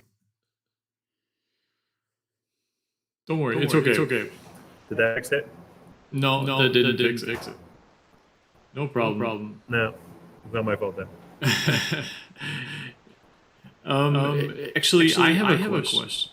What kind of tools are you using to do this? Like what hardware? I use Vehicle Spy right now. And Vehicle Spy is? Yeah, I use Vehicle Spy with ValueCan. I'm a big fan of it because I used to work there. So Vehicle Spy is a commercial tool. So it's not a free one, but it really, when you're first learning this, one of the hardest part is just setting it up and plugging it in. And if you got the time and the money, to do it, I recommend getting a commercial tool because they work really well and there's support. But not everybody has that ability or the wherewithal to do that. So, the obvious tools are out there are the Cannibal by Eric Evichek. He's got he's got the Cantac, sorry. He's got the Cantac and the Cantac Pro that just came out. Those are really good tools that I've used several times. There's a lot of different CAN devices out there. In general, you'll probably spend, no matter what you buy, you'll probably be in the $100 range, no matter, like, for a good one. So I recommend it. There are tools called Elm devices. For a beginner, and somebody who really wants to get into this, I would recommend staying away from them, only because they really limit your ability to see what is actually happening. So I feel like you're limited to that particular protocol, which is great. Once you learn how diagnostics works, you can switch over to one of these tools, but I wouldn't start there. I think you're going to not get the full picture. And that's the reason why I like using one of these other tools that you can see everything on the bus, whereas these other tools are very hard to configure. Just something that you can plug in and just start monitoring right away. And that's the reason why I like the ValueCan. It's pretty simple to set up. Even it works on Windows, it works on Linux. It works in a ton of different environments. So thank you for the question. Yeah, of course. And actually, so you have hardware, and then which softwares do you use most often? Again, Vehicle Spy is my number one tool, and then I write your own, Python. Probably Python is my biggest fallback. But I'll prototype it usually in Vehicle Spy because it's really easy to write scripts and everything like that in it. And then once I'm ready to make a tool and try it again, I'll switch over to Python and write everything there. There's a lot of good CAN libraries in Python as well. Okay, great. Thank you so much. Yeah, there was a lot of discussion going on in the Discord channel about getting involved, getting started, and how to, which hardwares, which softwares, and which tools in general. So if you have any recommendations about where you would like to get started, or if you were getting started, I think that would really help everyone. Yeah. My problem is I'm a little biased just because I started working at the company that makes the tools, so I know them really, really, really well, and I also know the people who wrote the tool, so I have a very distinct advantage. That helps. Not a lot of people have that particular thing, so it's really hard for me to recommend other tools because I don't use anything else that much besides writing my own tools. I typically um, stay with what I know. Not to say that there's not other good tools out there, and I've heard a lot from a lot of other tools, like good news from other tools. So it's really hard for me to answer that, but there's a lot. There's a lot out there. Over the past 4 or 5 years, it's just been an explosion of Canvas tools. Seems like every year, DEF CON, somebody's releasing a new Canvas tool. So, um, you know, just check out a bunch of talks, find out what you like, ask your friends. And what we're using, the value cans are attached to Raspberry Pis here at the Car Hack Village, and so they work really well. Yeah, That's what I like about them. Ask the Car Hacking Village professionals as well. Yeah, absolutely. Please. Robert, just one last question. So where do you find all your resources? Like, is there a specific place that you like to look for different links or different like softwares or? There's not a lot of good resources out there. I've been trying to make them happen. I feel like there's a couple of good forums out there that I've used before. MHH Auto is a really good forum out there that you can get on. I've also used a lot of Slacks that I've been a part of that are really good. So some private Slacks. I don't know of one that's public right now. Some car research Slacks. I don't know.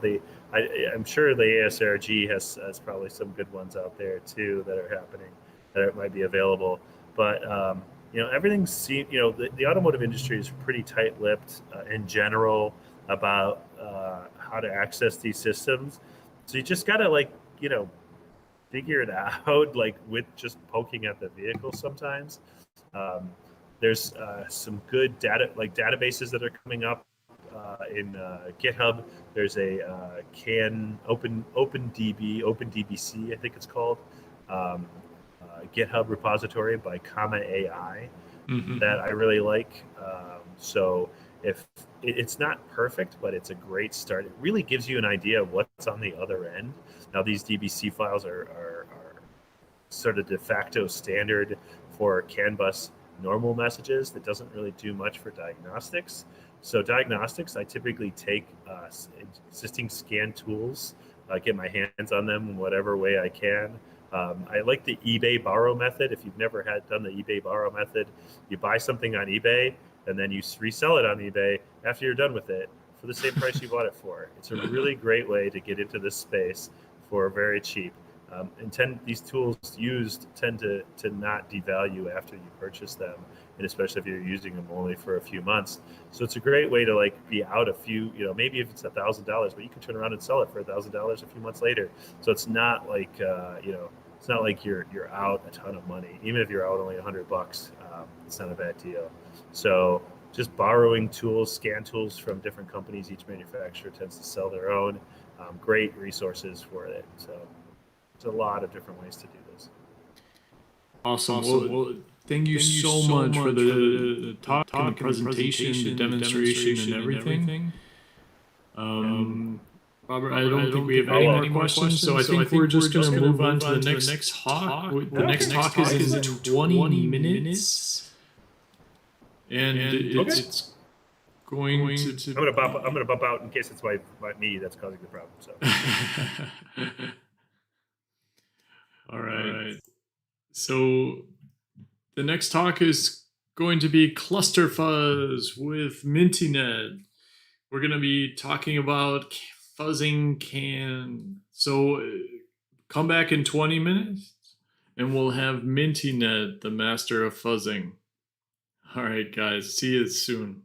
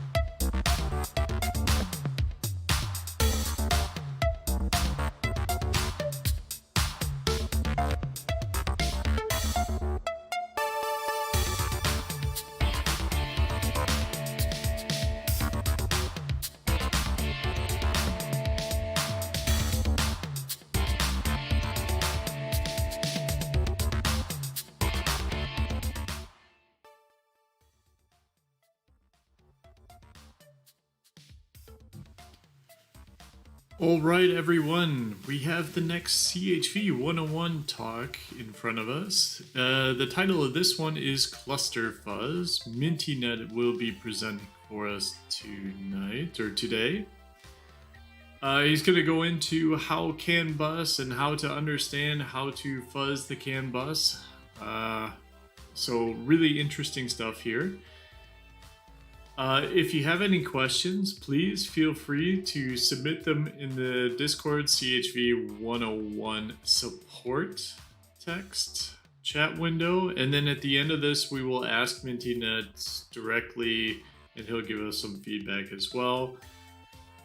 If you're watching this from YouTube or Twitch, please feel free to join the Discord.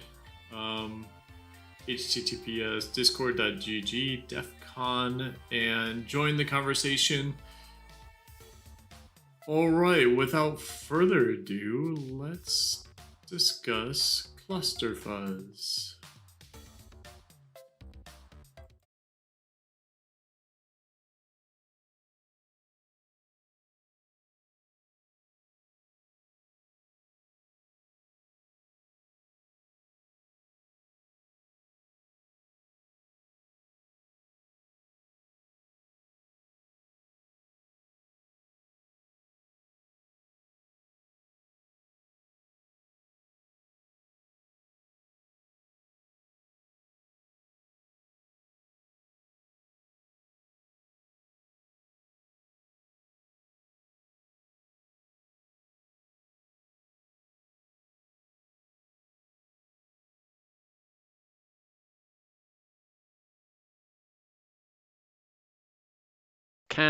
So you could potentially hack this vehicle. Please don't. It's great fun when it's driving. It's not fun when it's not. There's a little disclaimer down the bottom there. Car hacking is done at your own risk. If you brick your own car, please do not blame me or the car hacking village. So onto my car hacking credentials. In 2007, I hacked my own vehicle, found an issue in the head unit in which you could get access to personal information inside the head unit quite easily. I disclosed that information to the manufacturer itself. I then did a talk about it at DEF CON group in London, DC 4420, B-side London Rookie Track, and DEF CON 26 Car Hacking Village. In 2018, I was also invited to be one of 12 security researchers to go to BugCrowd's live car hacking event. I then returned in 2019 to be one of 20 security researchers to go to the same event for the same manufacturer, but at their factory over in the US. Last year at DEF CON 27, I was part of a BugCrowd car hacking panel with Cybergiddens and Spectres, hosted by Chloe. I was also asked last year to go to the Auto Isaac Summit in Texas at Toyota's plant, where me and a couple of others were part of a car hacking vulnerability disclosure policy panel for HackerOne. I also, now for my sins, run the car hacking village in the UK. I have my car in the box, PD0, which is all the electronics from a Peugeot 208 in a box in quite a portable form.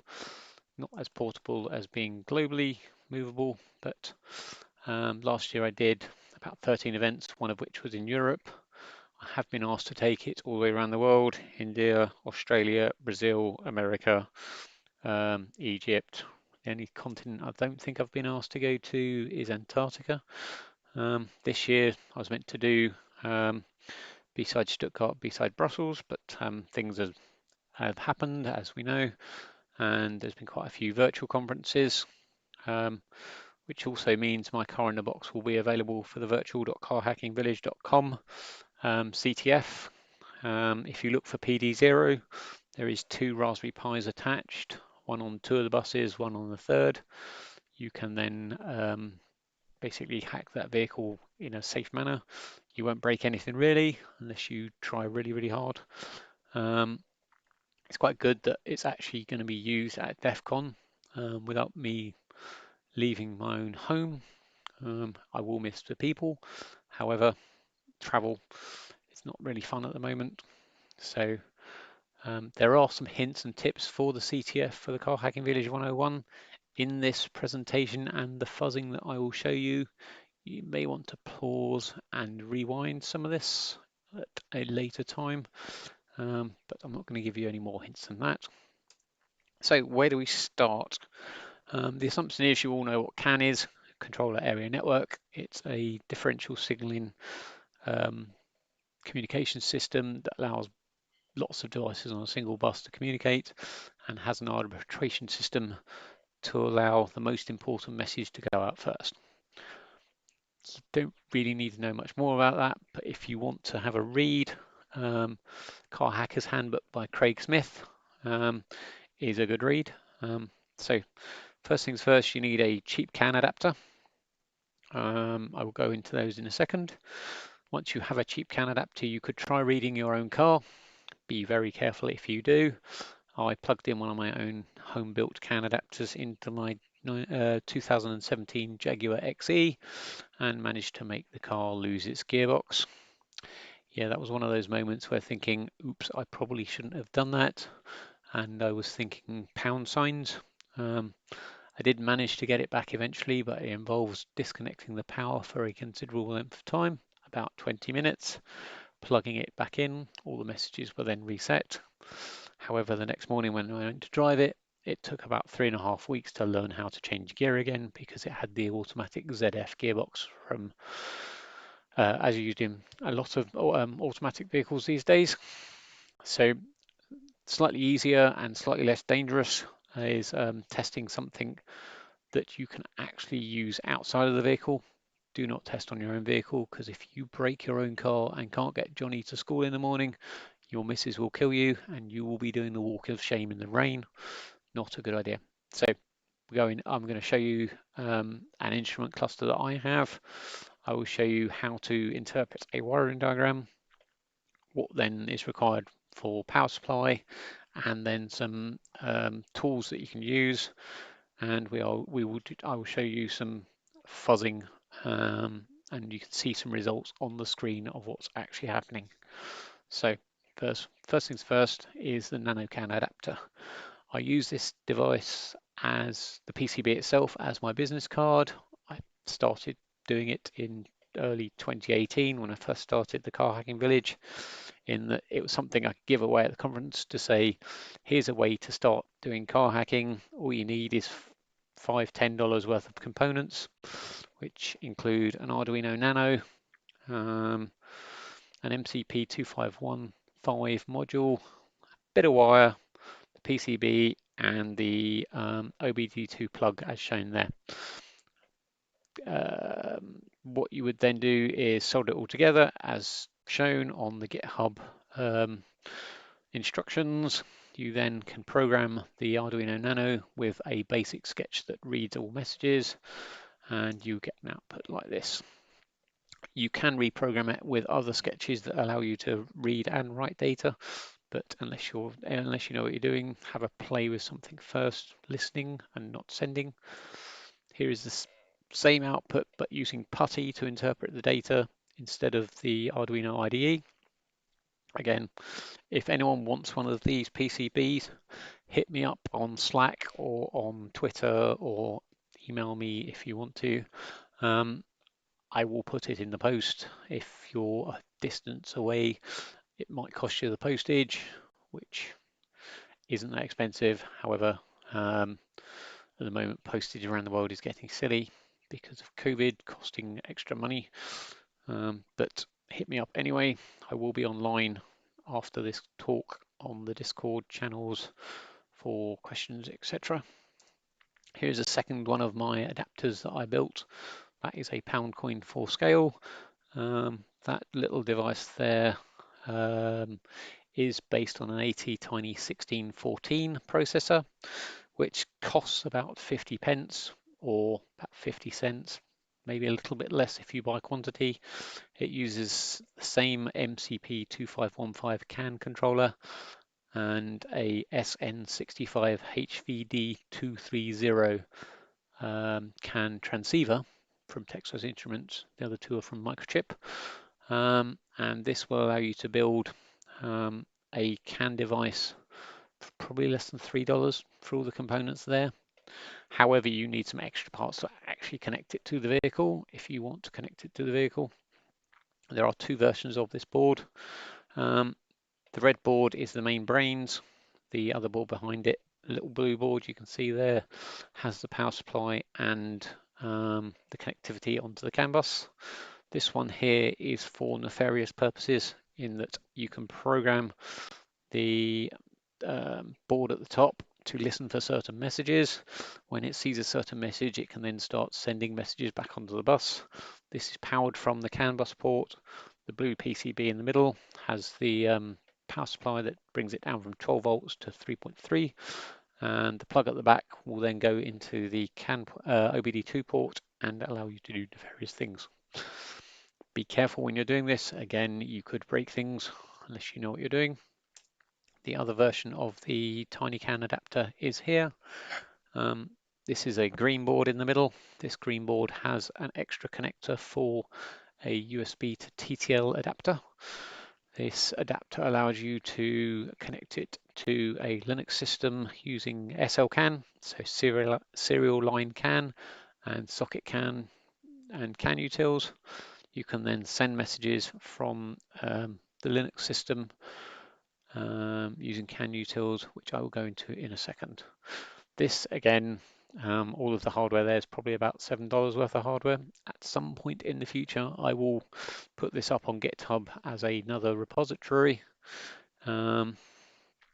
If you want me to, just pester me, I'll do it quicker. Another cheaper CAN adapter you can use if you've got a Raspberry Pi lying around doing not a lot. Here is the Pi CAN for Raspberry Pi. This is made by SK Pang in the UK. It uses the similar Microchip CAN transceiver and CAN controller. However, it's got a DB9 adapter to connect it to the CAN OBD2 port on the vehicle. You can also use the screw terminals. One little hint is just behind the DB9 connector are some solder pads. You have to solder them in such a way that it uses the correct pins, because there are two different versions of the same cable that may or may not work. Took me a while to work that one out, but this will cost you probably about $35 to $40, 35 to 40 UK pounds. The website there is in the UK, but I believe he sells them in the US as well through other outlets. Here again is a screenshot of CAN dump showing CAN messages from the CAN bus.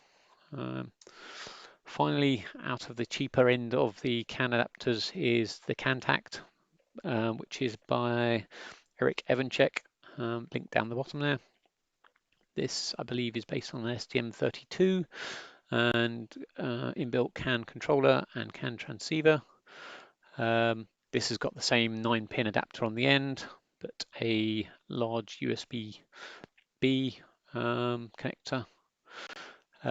These retail, I believe, around $75, which is okay if you're in America, but if you're in the UK, you get stuck with customs and VAT.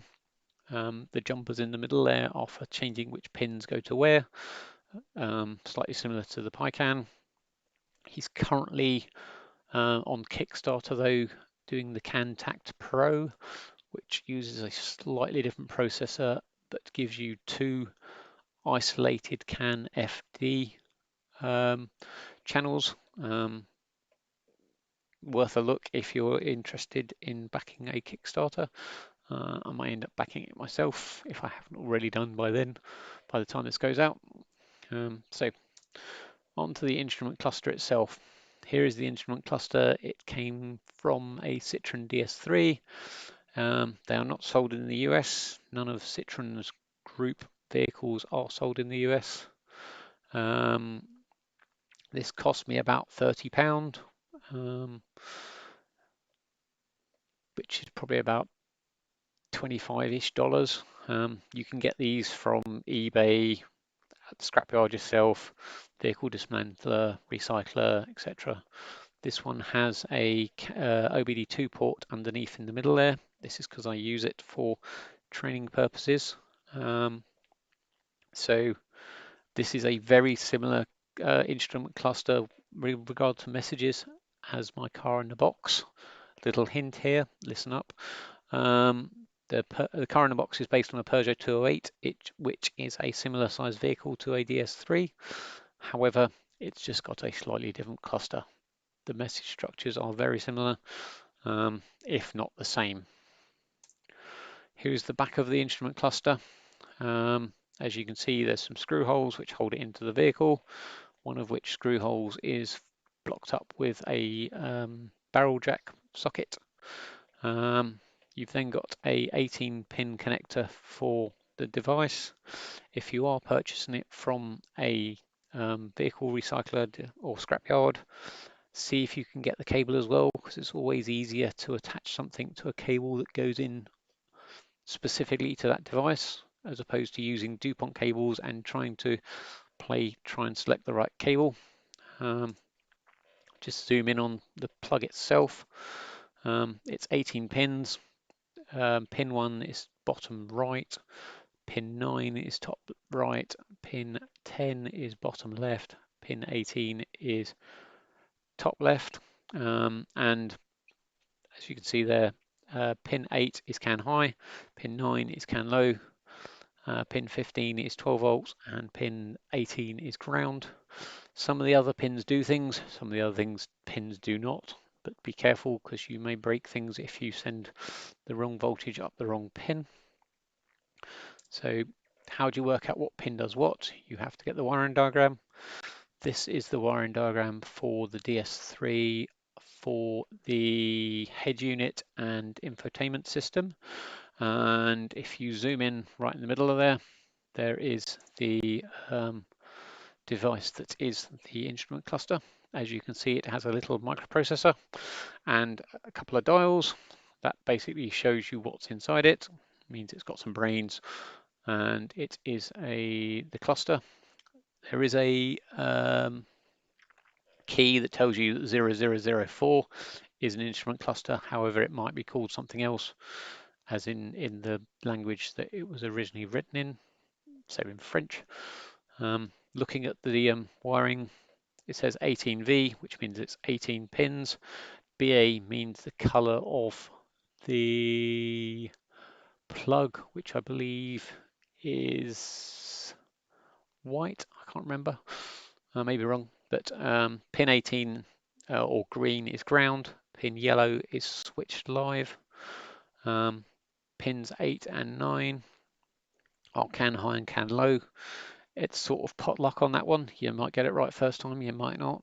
But if you don't get any messages back out of the device, swap them over, see what happens. So power supply. This power supply here came from Amazon. It's a USB to 12 volt barrel jack. So USB at 5 volts at one end. It's got a boost converter in the middle.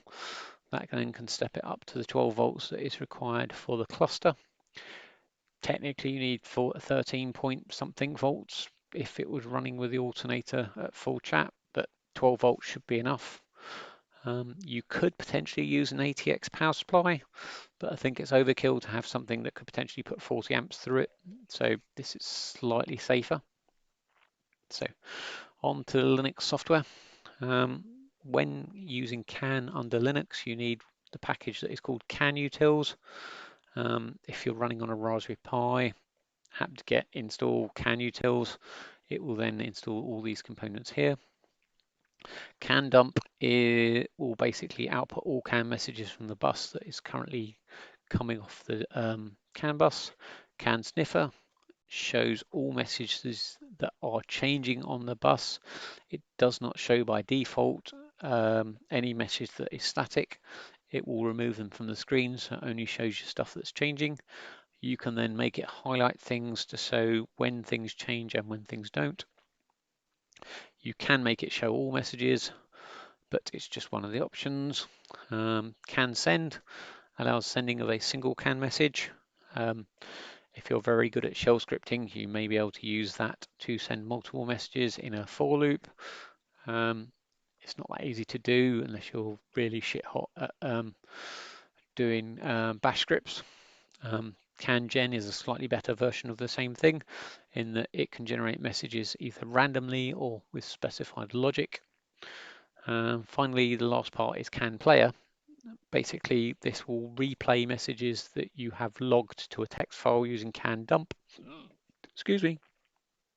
And then you can then record something on a vehicle, bring it back to your cluster, and then replay it and see what happens. And then by selectively grepping those messages, you could replay it and find out which message does the speed, which message does whatever, or just fuzz it and see what happens.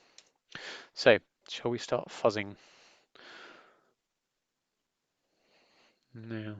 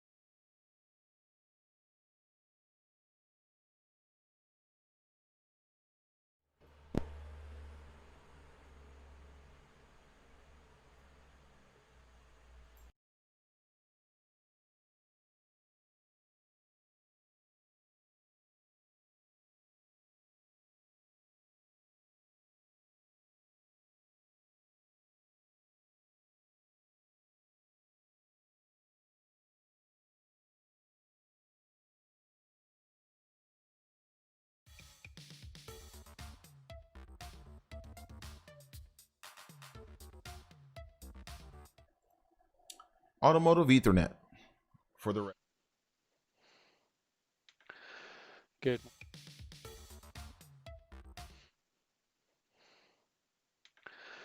Good morning, good afternoon, good evening, depending on which time zone you're in. I'm Ian Tabor, or at Mintinet. This is my talk Yeah, for Car Hacking Village 101. sorry, Ian, Cluster we fuzz, accidentally starting out restarted car it. hacking on the cheap. First things first, who am I? You could say I'm the ultimate car hacker. I built this kit car 15 years ago now. But I think we can probably take questions, yeah? It was just about finished. You were working on the fuzzing of and showing the different possibilities to fuzz the. Uh,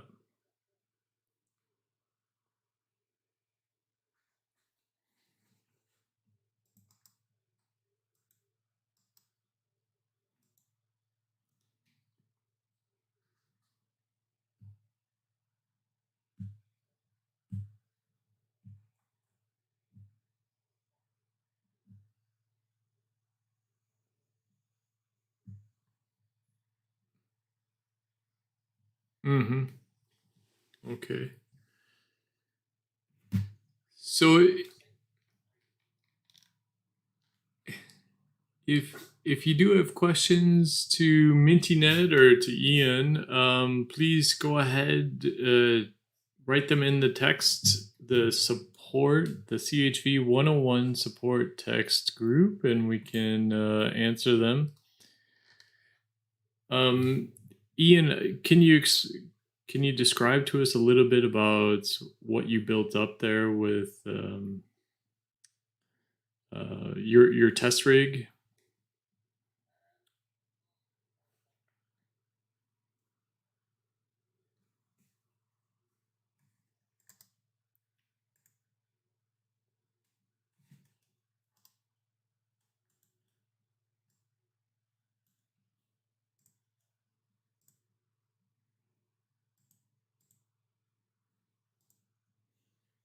A lot of wiring, and it actually thinks it's a running vehicle. So not only does the lights work, and there's an indicator to show you the lights going on and off, etc.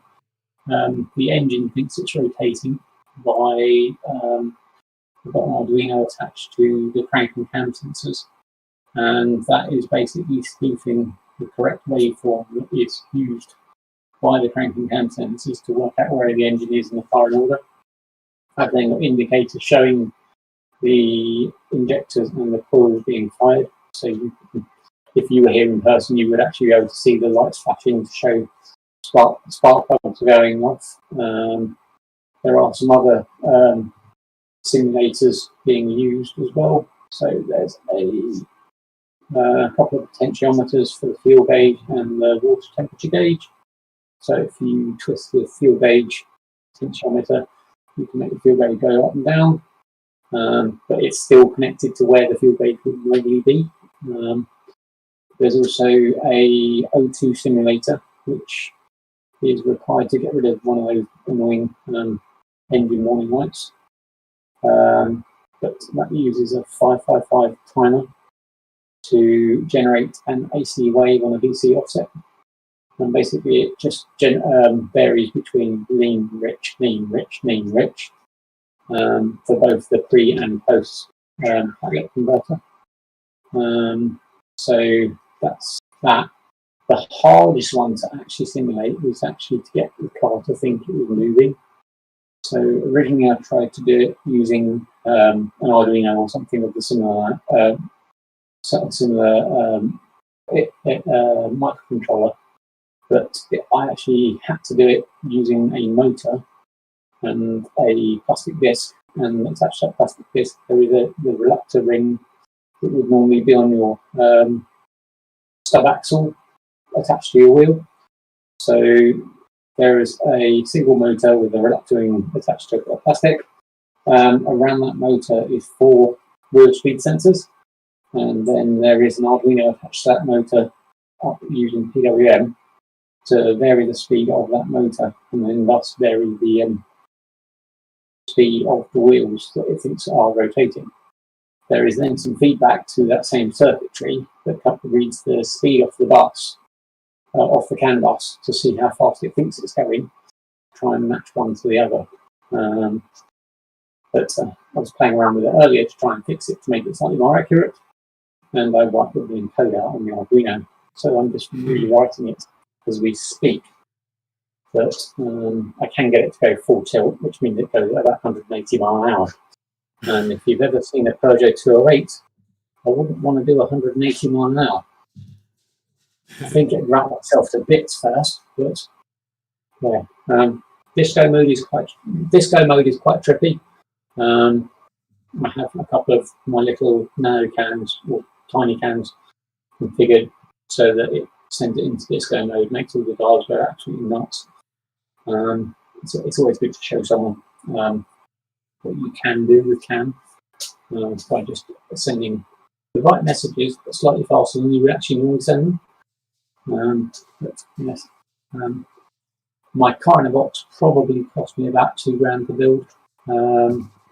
But I could have probably done it a bit cheaper by buying a whole car and then selling the bits I didn't actually use. But then you've got the whole hassle of disposing of parts like interior and body shells. And maybe making another one again soon. But that's for my work. But hopefully that should be slightly more advanced in the Peugeot. But I'm sort of regretting it. Which car are you thinking about doing next? I don't know. It depends on the budget. They won't tell me the budget yet. And it depends. So if you can lend me one, I don't mind. I'll build one for you if you like. Well, I would really love for you to do it for me, actually. But I think this is something we'll have to talk about offline, huh? Yep, no. All right. Any more questions? I don't mind. Actually, I don't see so many questions in the chat. However, apologies for the audio. What's that? Apologies for the audio. I will be around tomorrow to talk over it. Yeah, it's pretty strange what happened, but it's, this is part of the fun with doing our first virtual conference, DEF CON in Car Hacking Village, so totally understandable, but we'll try and fix it for next time. Ian, just quickly, because we're all beginners in this chat, in this talk, what type of tools, or what can you tell us a little bit more about where you learn, like which hardware are you using, which software are you using, what tools would you recommend? I mean, besides the MintyNet, CanTech, PCB.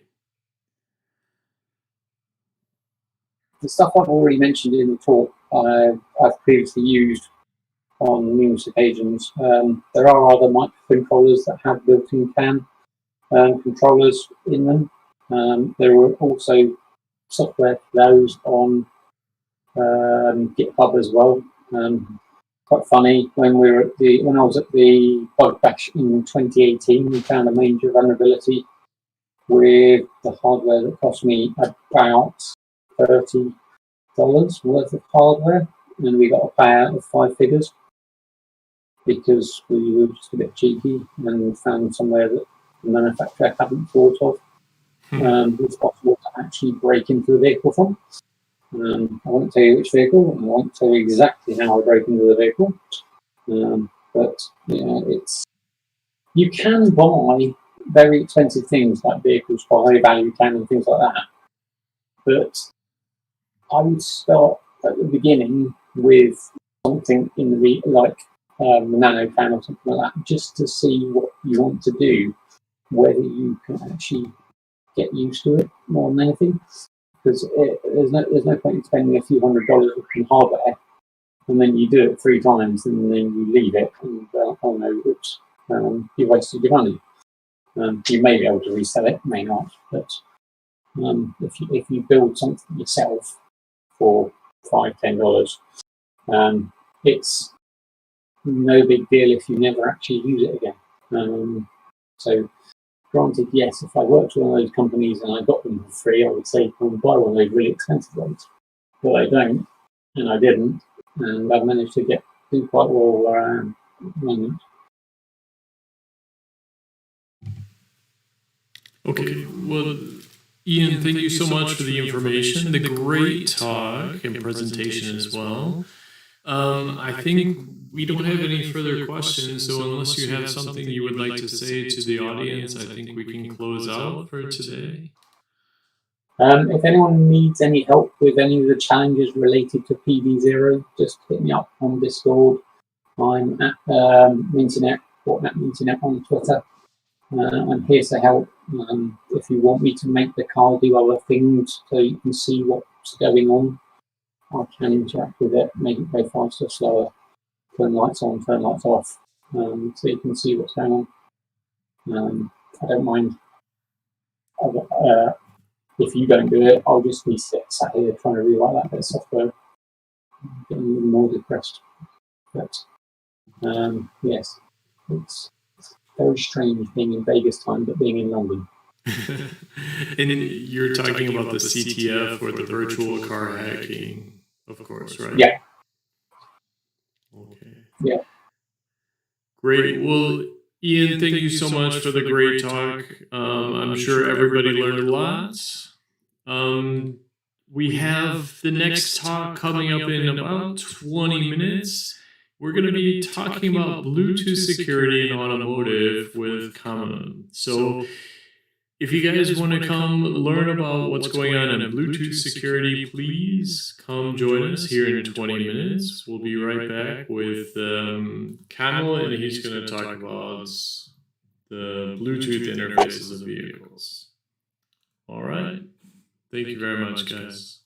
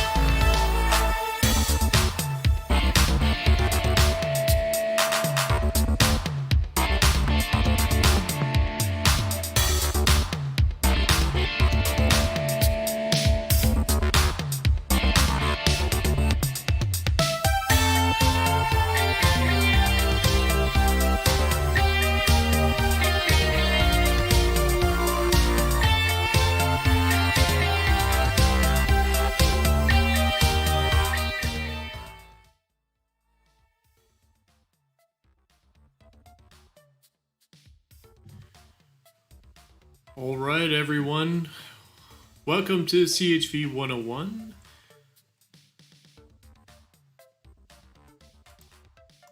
Just 1 second here. We have a small issue. Then I will introduce our next talker. Next speaker. So, coming up next, we have Bluetooth security in automotive with Camille Gali. Once again, he's going to give us a brief overview of what's going on in Bluetooth security and how to get started in the automotive space. So please, if you have any questions during the talk, please go ahead and add them to the CHV101 support text channel. And we'll get started right away. So, Camille, it's all yours. Yes, okay. Thank you for the kind introduction, John. Hello, DEF CON crowd, Car Hacking Village crowd, anyone after the fact, if you happen to be watching this sometime in the future. My name is Kamel. Today I'm going to be talking to you guys about Bluetooth in automotive. So, quick introduction for myself. This is just to make sure you believe that I'm, qualified to be talking about the things I'm speaking about. So I'm an automotive cybersecurity technology architect at WhiteMotion. WhiteMotion is a very small subsidiary of Marelli, the former Italian automotive OEM Magneti Marelli. They merged with a Japanese automotive supplier called Calsonic Kansei a few years ago. And since at the time WhiteMotion was a subsidiary of Calsonic Kansei, we're now fully owned by Marelli Corporation. I'm based in Tokyo in Japan. I'm trilingual. I speak English, Arabic, and Japanese. I've been involved in the automotive cybersecurity industry for about 3 years now. I've been on all sides of the table, including, private consultant, trainer, red team, blue teamer, so on and so forth. I've worn a lot of hats in the last few years because auto cyber is a very new and expanding field, and no one's job is as well defined as they might like to think it is. I got involved in the community side of things a while back. I was an administrator on the ASRG board in Detroit, and I started the ASRG chapter here in Japan. ASRG, by the way, stands for Automotive Security Research Group.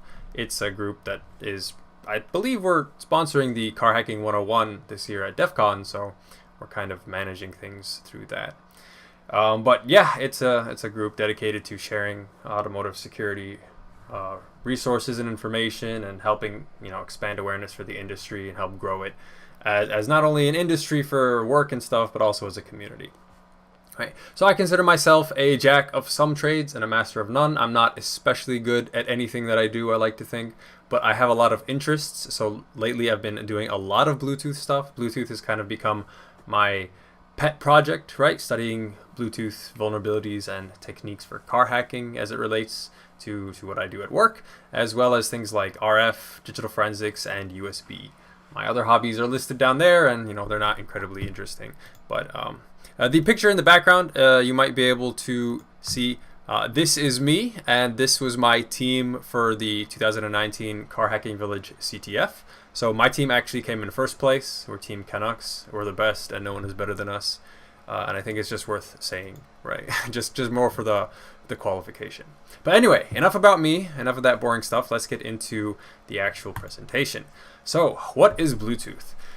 Bluetooth is a very common cable replacement technology. It's found in virtually all smartphones, all computers, and a lot of the wireless IoT devices worldwide use Bluetooth as their main mode of communication, right?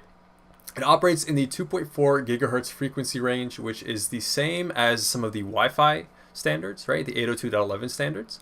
And as a result, there's a lot of Wi-Fi chips that are bundled together with like a Bluetooth chip, right? So some manufacturers that make both Wi-Fi and Bluetooth hardware, they'll actually bundle those together because they're pretty similar from a physical, frequency perspective, right? Some of the more unique things about Bluetooth compared to Wi-Fi, though, is that it utilizes something called frequency hopping which makes it harder to monitor, right? Which is something I'll talk a little bit more about when we get to why Bluetooth is such a hard technology to research from a security standpoint, right? But I'm sure that at this point, for most of you, Bluetooth is something you talk about in your everyday life, right? Like if you're using AirPods, they're using Bluetooth, right? If you connect your phone to your car stereo system, which by the way we'll be talking about, you're using Bluetooth, right? So in automotive, Bluetooth is mostly used for, well, exactly what I mentioned earlier, right? Connecting to your vehicle's stereo system, sharing your phone book with your car, right? That's a source of confidential information, which is of course of interest from a security perspective.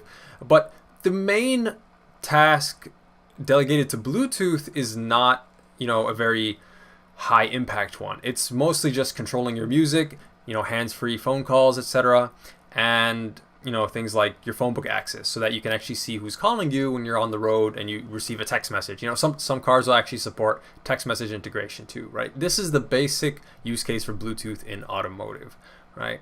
And this is probably common sense to a lot of you, but what might be less common sense is how the Bluetooth protocol is actually organized.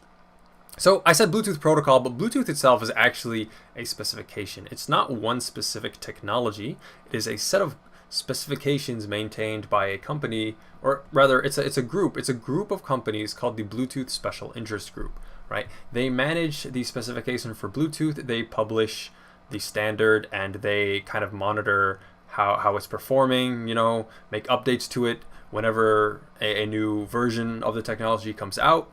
But at the end of the day, it's up to each individual manufacturer to actually implement the Bluetooth, stack on their hardware however they like, right? And so this is where we get to the big divide in the different protocols that make up Bluetooth, right? So you can see on the screen here, I have the different protocols that make up Bluetooth split into a couple of categories. We have the blue ones up here, the RF-COM, right, radio frequency communication, SDP, service discovery protocol, L2CAP, this is logical something, I don't remember what this stands for exactly, but it's one of the higher layer protocols, right? And then down here you have the ones in red, right? This is device manager, link manager, baseband resource manager, link controller, and the PHY, right?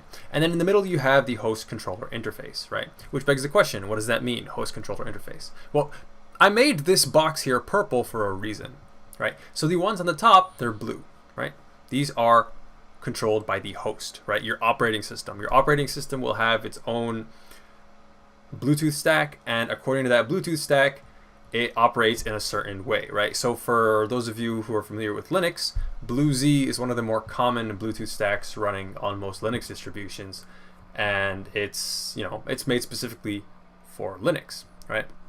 But then the controller side, right, we have host controller interface, right? So the reason this whole architecture exists is because it makes it easier to interface with different hardware from the actual hardware manufacturers, right? Because they kind of abstract away everything that happens down here through the host controller interface, the host doesn't need to worry too much about what's going on down here, right? So these are controller side protocols, right? And these are each one of these is going to be programmed a different way based on the actual manufacturer of the hardware itself. And by the hardware, I'm not talking about your laptop manufacturer, I'm talking about the actual Bluetooth chip manufacturer, right? So going over a short history of Bluetooth security, right?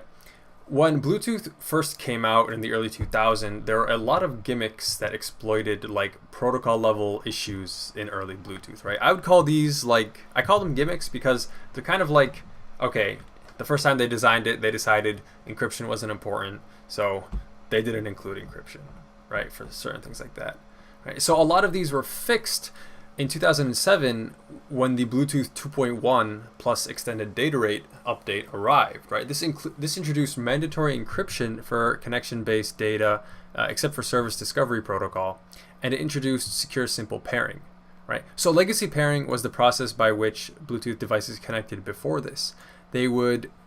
The only way you could pair two devices was through inputting a pin, right? So a 4-digit pin, right? So 0000 or 1234, right? This sounds like a good enough way to do authentication for the connection process between two trusted devices.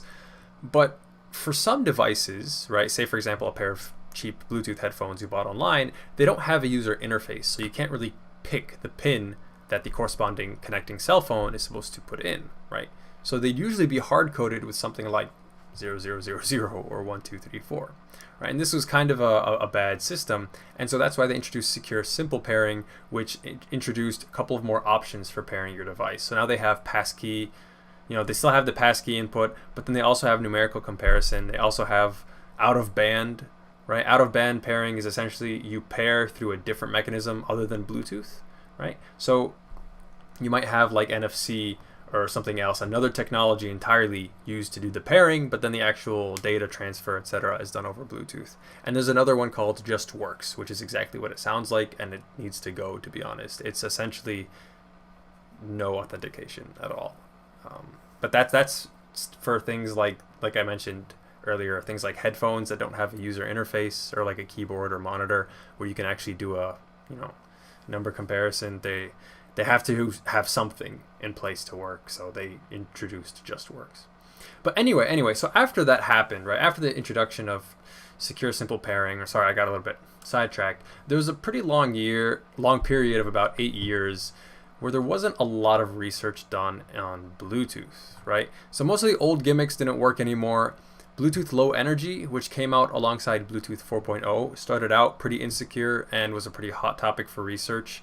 But eventually a lot of those got patched out, and I think nowadays Bluetooth Low Energy is getting closer to traditional Bluetooth's security grade, right? And so what I mean by the traditional Bluetooth security grade is after all those protocol level bugs got hammered out, it wasn't as easy to research Bluetooth, because if you think about it in comparison to Wi-Fi, right? I made that comparison earlier because they're very similar from the physical perspective, that they both occupy the 2.4 gigahertz space. Bluetooth uses that frequency hopping, which makes it a little bit harder to analyze. You can't buy a $10, $15 Bluetooth sniffer online and just monitor Bluetooth traffic going through the air, right? Another thing, so I have a couple of these listed, right? These problems surrounding Bluetooth security research, right? So one of the other problems, I mentioned earlier that it's not a specific technology, it's a specification defined by the Bluetooth Special Interest Group, and that the implementations will vary based on the operating environments and the chip firmware implementations, right? And I also talked about how the frequency hopping means so you can't actually sniff it out of the air like you can with Wi-Fi.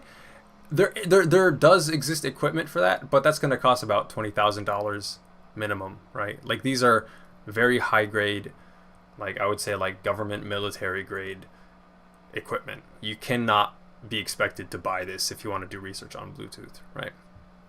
So, and then what I mentioned before, right, I'm going to go back a couple slides and show you the breakdown of the different protocols, right? It's not as easy to analyze the lower level protocols as it should be, right? Because if we think about this here, right, so you have your host layer protocols, right, RFCOM, SDP, and L2CAP, and these are decently well explored, and the host controller interface exists, and you have the ability to log host controller interface data on all Linux and all Android platforms, which I'll be showing later on in the presentation. But all of these red processes, all of these red protocols are essentially a black box, and because they're going to be so different from manufacturer to manufacturer, there's no real understanding of what's going on inside these chips, right? So that's another reason why security in Bluetooth has been kind of on the down low for a while, up until pretty recently, right? And I said the spec is very complicated, and that is a big part of it, right? Because there are certain parts of the Bluetooth specification that you wouldn't from a security perspective, you wouldn't assume that somebody read this and said, yes, this is okay, and then put it into the spec, and then it went undetected for, since the birth of Bluetooth until last year, actually, right? This scenario I'm talking about actually happened. A vulnerability was released that essentially disclosed the fact that any Bluetooth device, when it's pairing with another device, it has the option to negotiate the entropy of the encryption keys used for the communication, right? Okay, sounds like a good idea from one perspective, right? You have the option to, if you have hardware that only supports, say, a couple of bytes of entropy, you can negotiate, say, okay, well, I can only support this much, so can you please lower the security of the communication, right? It's a compatibility thing. But the researchers that published this vulnerability found out that the minimum, according to the Bluetooth specification, right, the minimum allowed entropy for this encryption was only 1 byte. So they could forcibly, by modifying the firmware of one of their devices, they could negotiate down the connection, the encryption entropy of the connection they were making down to 1 byte of encryption, right? And 1 byte of entropy for encryption, is enough to essentially brute force in real time and monitor Bluetooth communications, right? If you have some cheaper hardware, you don't need the $20,000 hardware, you need some slightly less expensive hardware, and you can actually sniff some of the packets out of the air, right? That vulnerability itself is pretty interesting. It's called KNOB, right? KNOB, right? It's an acronym for Key Negotiation of Bluetooth. I'm not going to go too far in detail on that one because I have a couple more things I want to talk about. But that is a good segue into the fact that recently there has been more of a look at Bluetooth security, especially from some labs out in Europe, right? They have been putting out a lot of great research that I'll have linked to in the end of this demonstration, right? But back to the automotive things, right? I'm kind of going in circles because there's a lot to talk about here, but coming full circle to the automotive side of things, this is a diagram from a piece of research that was published by Tencent's Keen Security Labs, right? They published this in March of 2020, so this is really cutting edge research, right? Basically, there were some unpatched Bluetooth vulnerabilities on some Toyota vehicles that were in circulation that had been made outside of Japan, I want to say as early as 2016 or 2017, right? Unpatched Blueborn led to daemon level access. For any of you that have followed Bluetooth security at all, you might have heard of Blueborn before. Blueborn was a series of high-profile Bluetooth vulnerabilities that were released, or I guess publicized, I believe in 2017 by Armis Labs, right? That's the name of the lab that came up with these vulnerabilities.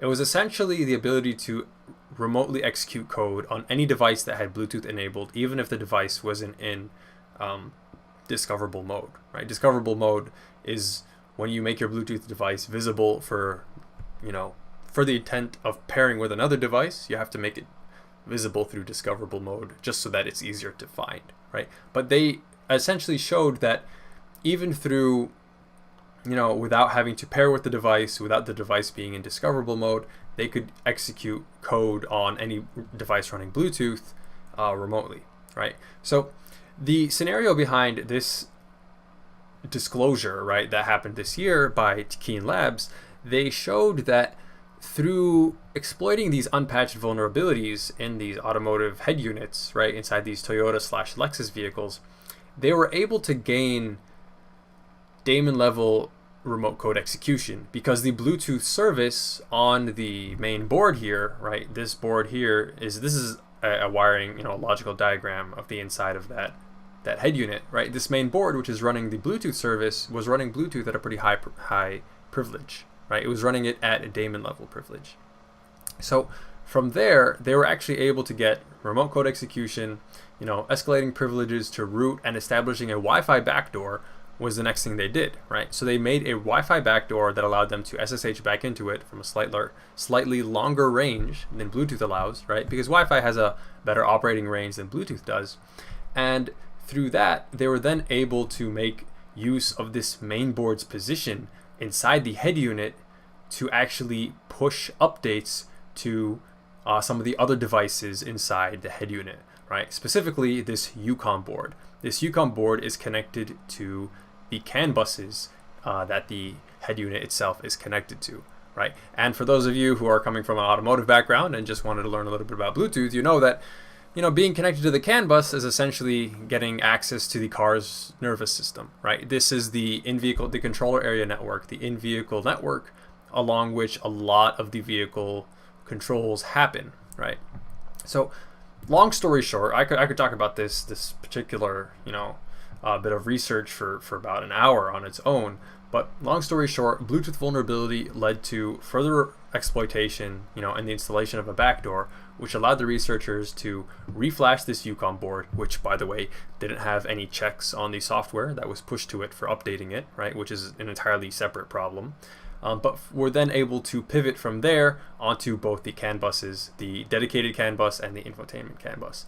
One of the lucky, I suppose, features of this entire scenario is that the CAN buses were pretty well segregated by this central gateway ECU. So despite having this foothold, right, it was a big deal that the vehicle's steering, braking, and acceleration were actually not affected, right? I believe that is in part due to the central gateway in place and the fact that the different CAN buses were physically separated. But anyway, that's a good, just a good point to keep in mind. I'm going to double check and make sure there are no points I missed. So yeah, one of the things that they had to do the updating for was the ability to remove filters on arbitrary CAN message sending, right? So that's the update that they actually sent to the Yukon board, was the ability they added the ability to send arbitrary CAN messages. The full technical report isn't out, but it's hopefully scheduled to be released in 2021. And it really, anybody can say how well the rest of 2020 is going to go. But anyway, we have now time for a live demo, right? So this is going to be a quick demo showing how to get started with Bluetooth in a Linux environment. As always, when it comes to live demos, something always goes wrong. I actually have a automotive head unit that I was hoping to show a live interaction with it through Bluetooth, but unfortunately today it decided it didn't want to stay on. So I'm going to be actually just showing how those Bluetooth tools work, but I'm going to be using my cell phone as the target for analysis instead. So I will switch over to my virtual machine and we'll head right back into the recording. Okay, so let me increase the font size here. How's that look? A little bit bigger. Okay, so for any of you wondering, I'm running a stock Kali Linux distribution on this virtual machine, right, running on my Windows desktop. I don't have anything incredibly interesting installed from a Bluetooth perspective, right? So all of the tools I'm going to be showing are actually available in Kali Linux, as fresh upon installation, right? So there's no fancy software, there's no secret hardware I'm using. I'm just using the Bluetooth chip inside my computer. I want to give a disclaimer that sometimes things get a little bit strange if you use Bluetooth through a virtual machine.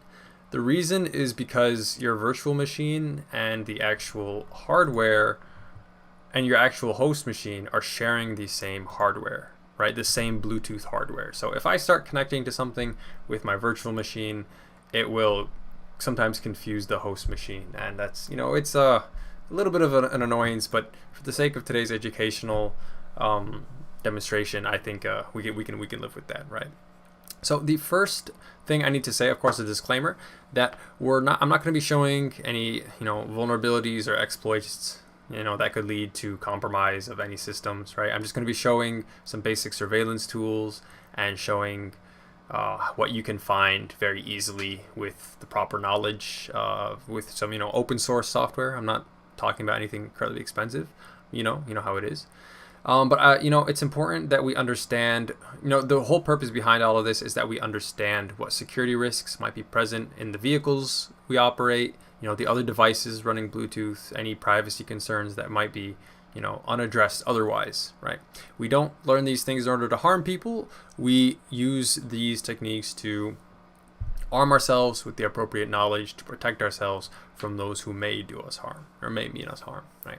Anyway, so now that that's out of the way, let's get to the actual interesting stuff. So the first thing I have to do is sudo service Bluetooth start, right? Put in my password and let that work, right? So a lot of times, I don't know why this is, but the Bluetooth service will actually be disabled by default, right? When you start up your device, you can actually change that in your settings so that it turns on by default, but whether or not you want to do that is up to you.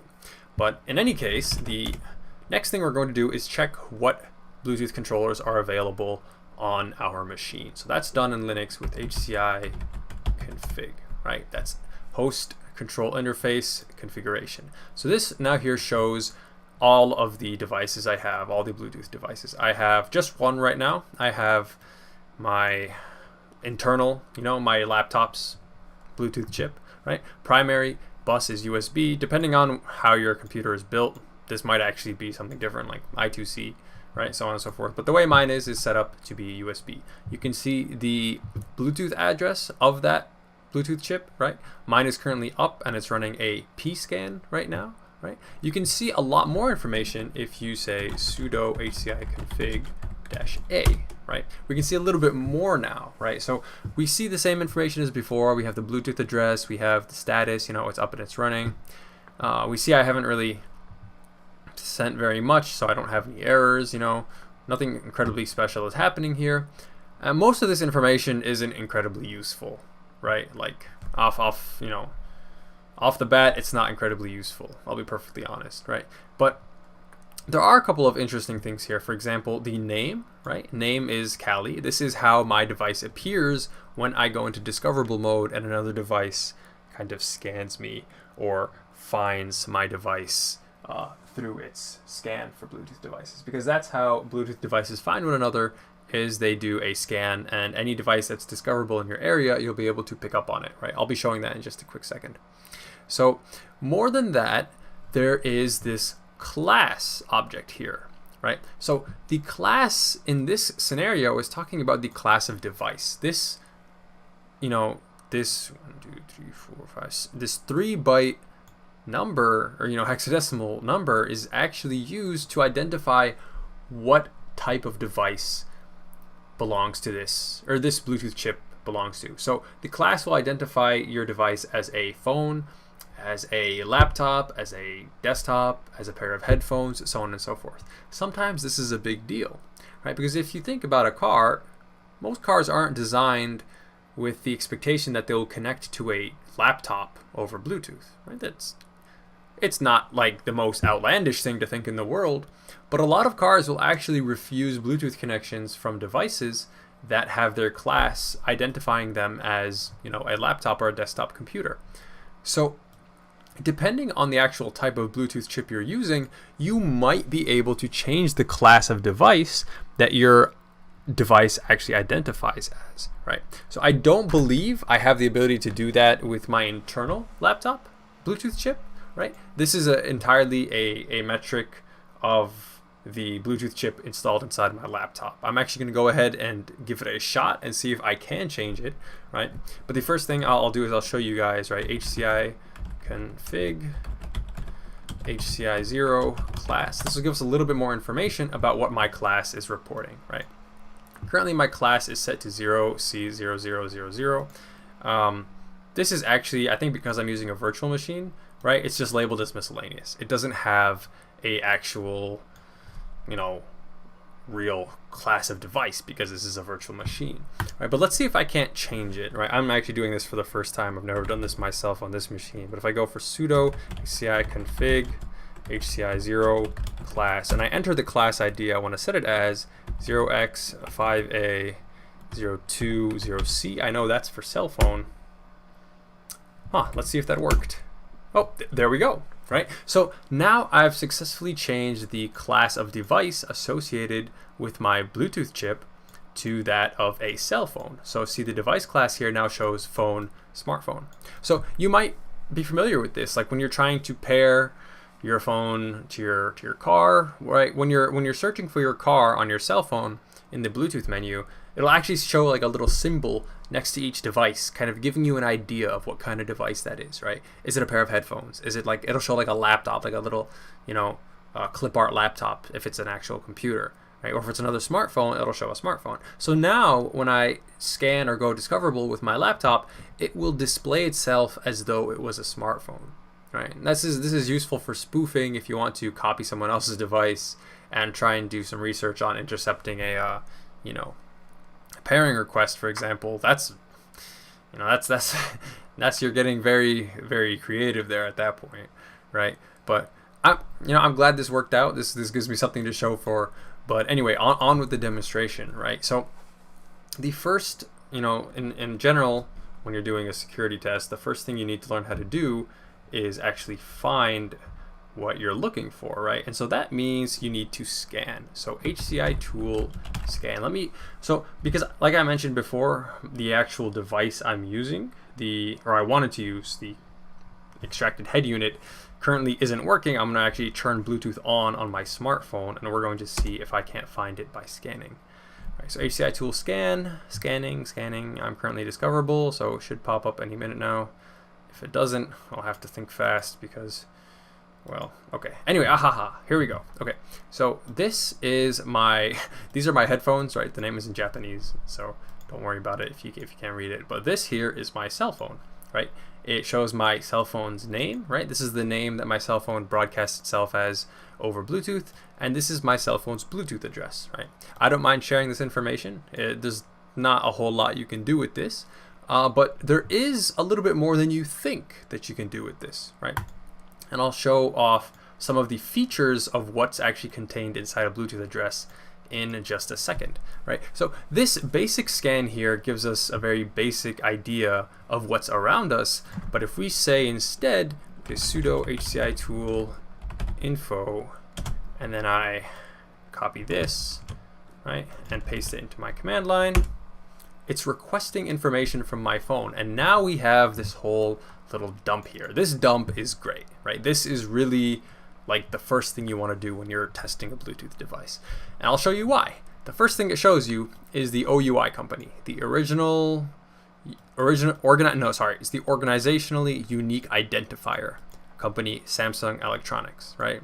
I've been exposed. I'm using a Samsung phone, right? So you can find out what kind of phone I'm using without ever looking at my phone just by scanning my Bluetooth address, right? The reason for this is because the first half of a Bluetooth ID is actually this OUI. It's the organizationally unique identifier. This identifier identifies Samsung Electronics Corporation, right? You see that DC7488? It's right there, right? So all Samsung Galaxy S8 Pluses, I assume, will have this same Bluetooth address. I don't know if there are like sub classifications for this, but for example, what I mean by that is if there are, how should I say? I don't know if there are like lots of different Samsung Electronics OUIs. Maybe there are. I don't know exactly, but it might be. But the point is, there's actually a website, where you can go and look up. I believe on the Bluetooth Special Interest Group's website, they have a OUI lookup tool, so you can find any OUI, right? If you find it, just by war driving in the street or something, and you find a device, but it doesn't return here, you might be able to look it up on the website and find out what kind of device or what the manufacturer of that device was, right? More interestingly here, right, is the actual LMP version of that device. So the LMP is the Link Manager Protocol, right? This is showing the version of the Link Manager Protocol that I'm running, right? And this information might come in handy because, obviously the more information you have on your target, the better. You have more vectors by which to search for vulnerabilities or other ways to compromise the device, so on and so forth. So this is always a good bit of information to have because this will also give you information on what actual version of Bluetooth that device is running, right? But going on, so here, the manufacturer tab here, this is usually a big deal. I want to see if I can't find another Bluetooth device. Like, let's actually scan this one instead, because I think that Samsung decided to obfuscate this, so it's not actually showing what the manufacturer is, but that manufacturer field is actually supposed to show the chip manufacturer. Okay, so this one isn't showing up either. This could be because I'm doing this on a virtual machine. I don't know why this is not showing an actual, how should I say, an actual company's name. Normally this will show something like Broadcom or Cambridge. You know, like any of the actual chip manufacturers, their name will usually show up here. This is the first time I've seen the whole not assigned thing, but, well, not everything can go right? I mean, we already lost the head unit I wanted to test on, but anyway. So, but you know, now that we're here, we scan my headphones. You can see they're Bose Corporation, right? So any company that's making Bluetooth devices will usually have their own OUI registered, and you can find that out through here, right? I'm still not sure why this isn't showing up, but it's normally it does. I promise, right? I'm not making that up. Let me try and add one more device onto my Bluetooth network and see if I can't scan it and introduce another test subject. So let's scanning. I just turned on my Xbox controller, so let's see if I can't find this through the Bluetooth scanning here. Aha, okay. So we have this new address. Let's copy that, and let's come over here and paste it. Let's see if we get lucky this time. So once again, not assigned. I don't know what's going on here. I suspect it might be an issue with the virtual machine setup, but that's surprising in and of itself.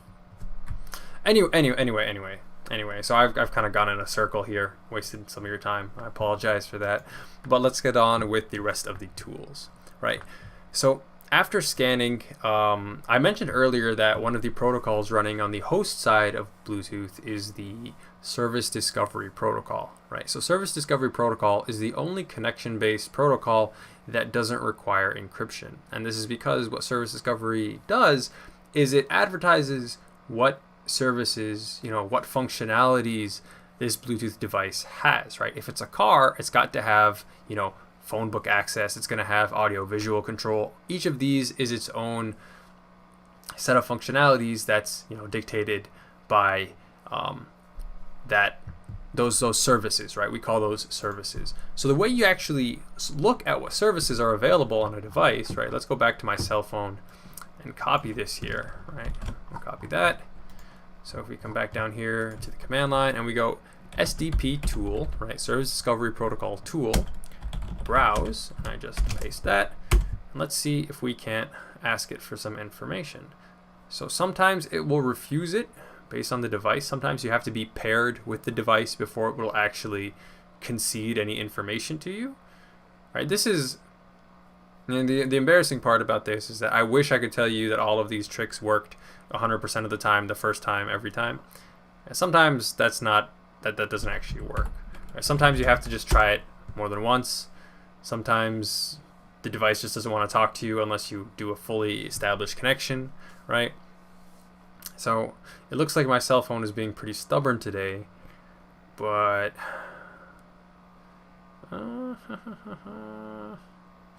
okay, I might have to come back to this after I try and connect to it. Okay, yeah, so it looks like it's not working. But anyway, we're going to skip over Service Discovery Protocol, and we're going to look at another part of Bluetooth in Linux, right? This is the last main thing I'm going to be showing. This is Bluetooth CTL. So Bluetooth CTL is short for Bluetooth Control. This is the agent that BlueZ, right, the Linux Bluetooth protocol stack, uses to manage connections and stuff. So when I enter this, you know, Bluetooth Control, I get this like special little different terminal here, right? It's like blue, and I have my own separate set of commands, right? Each of these is its own talk in itself, so I can't really go too far into detail, but I'll show you all the important ones. So the first one you want to show, or I'd like to show, is list, right? List will show me all of my controllers, and it will tell you which one is the default controller, right? So this is important because sometimes you'll have more than one controller on your system.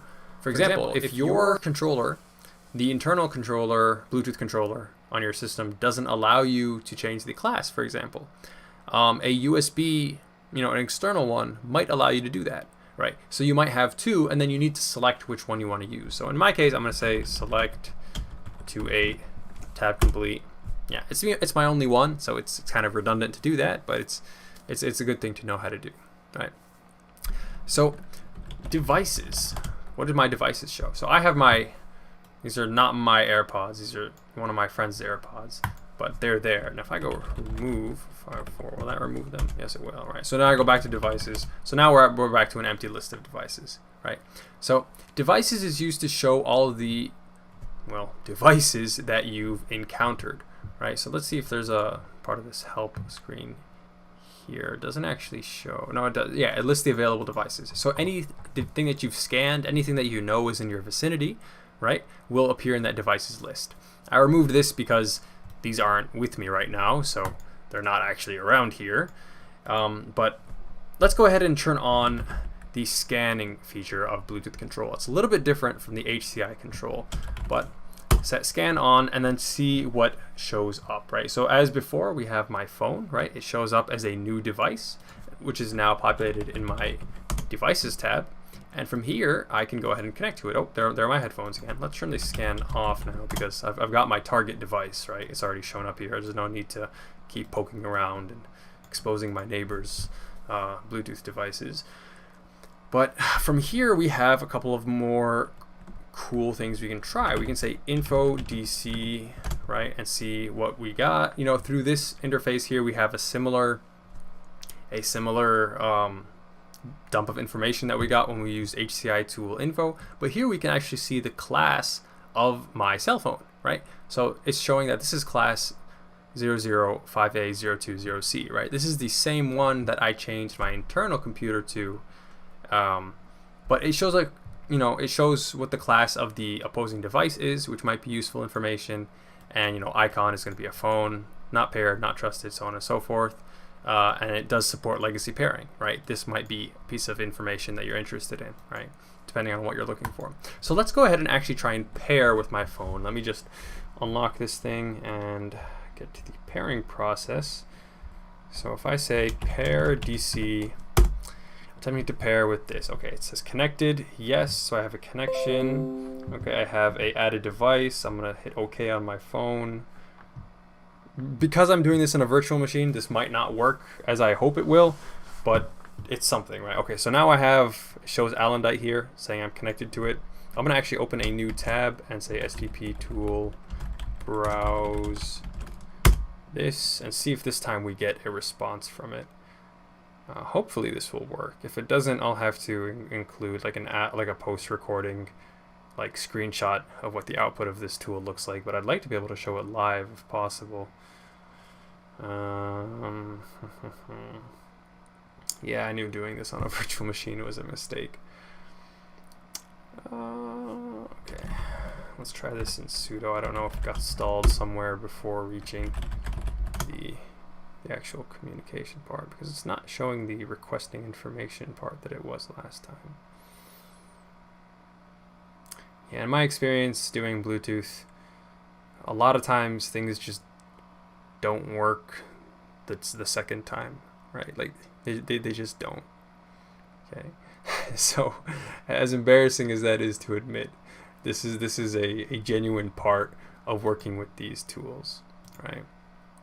So here, if I come here and I say paired devices, okay, so this didn't work. Well, let's try pairing to it again. Like, okay, oh, failed to pair in progress. Okay, hold on a second, failed to connect. Operation now in progress. Okay, everything is going wrong right now. Okay, remove DC. Okay, oh well, authentication canceled. Okay, we have removed it. No longer my devices. Yep. Okay. So let's try this again from the top, right? And no matter what the demo shows you, this is what working with Bluetooth is actually like, right? Sometimes it's just a real pain to deal with. So we found it again. Here it is. I'm gonna copy that. I'm gonna say pair this device. Tell me to pair. Yes. Okay. And says I'm connected, but my phone is no longer receiving the request to pair. Right. You saw earlier how when I asked it to pair, the window, this was a Windows notification that showed up saying like click here to set up your Bluetooth device. That's because I'm running a virtual machine. The host OS actually kind of grabs that connection and it's like, what would you like me to do with this, right? So I think that I'm gonna have to call it here for the Bluetooth demonstrations just because of the limitations of my hardware right now. because I don't have an actual Linux machine that I can run this on bare metal, unfortunately. But anyway, hopefully, despite all of the hiccups I ran into along the way, you were able to learn something about Bluetooth hands-on. I'm going to switch back over to the PowerPoint and just give you guys some resources to try out and some other, just some closing remarks before ending this talk. So let's go over there real quick. All right, we're back in the PowerPoint, and the last thing I want to go over is a couple of tools that I would suggest looking into for anyone who's new to Bluetooth and wants to, get into Bluetooth research, right? This is a great time to be getting into it. I'll point out why I feel that way in just a second. But here listed on the screen are a couple of resources that I found very helpful in the past, and I think that are very relevant for modern day Bluetooth, understanding, right? So pull out the laser pointer. So first and foremost, BlueZ, the Linux Bluetooth stack. There are APIs available for both Python and C. There is a guide online that I have linked in the next slide. It's kind of old. Okay, it's not kind of old. It's really old, but it still does a decently good job of explaining how to get started writing your own very basic Bluetooth programs, and just running through that it's a pretty short textbook, but running through it is a good way to just get more familiar with how Bluetooth works, what the different components are, what kind of access to Bluetooth you have through BlueZ on your Linux system. I definitely recommend reading that book. Like I said, it's linked in the next slide.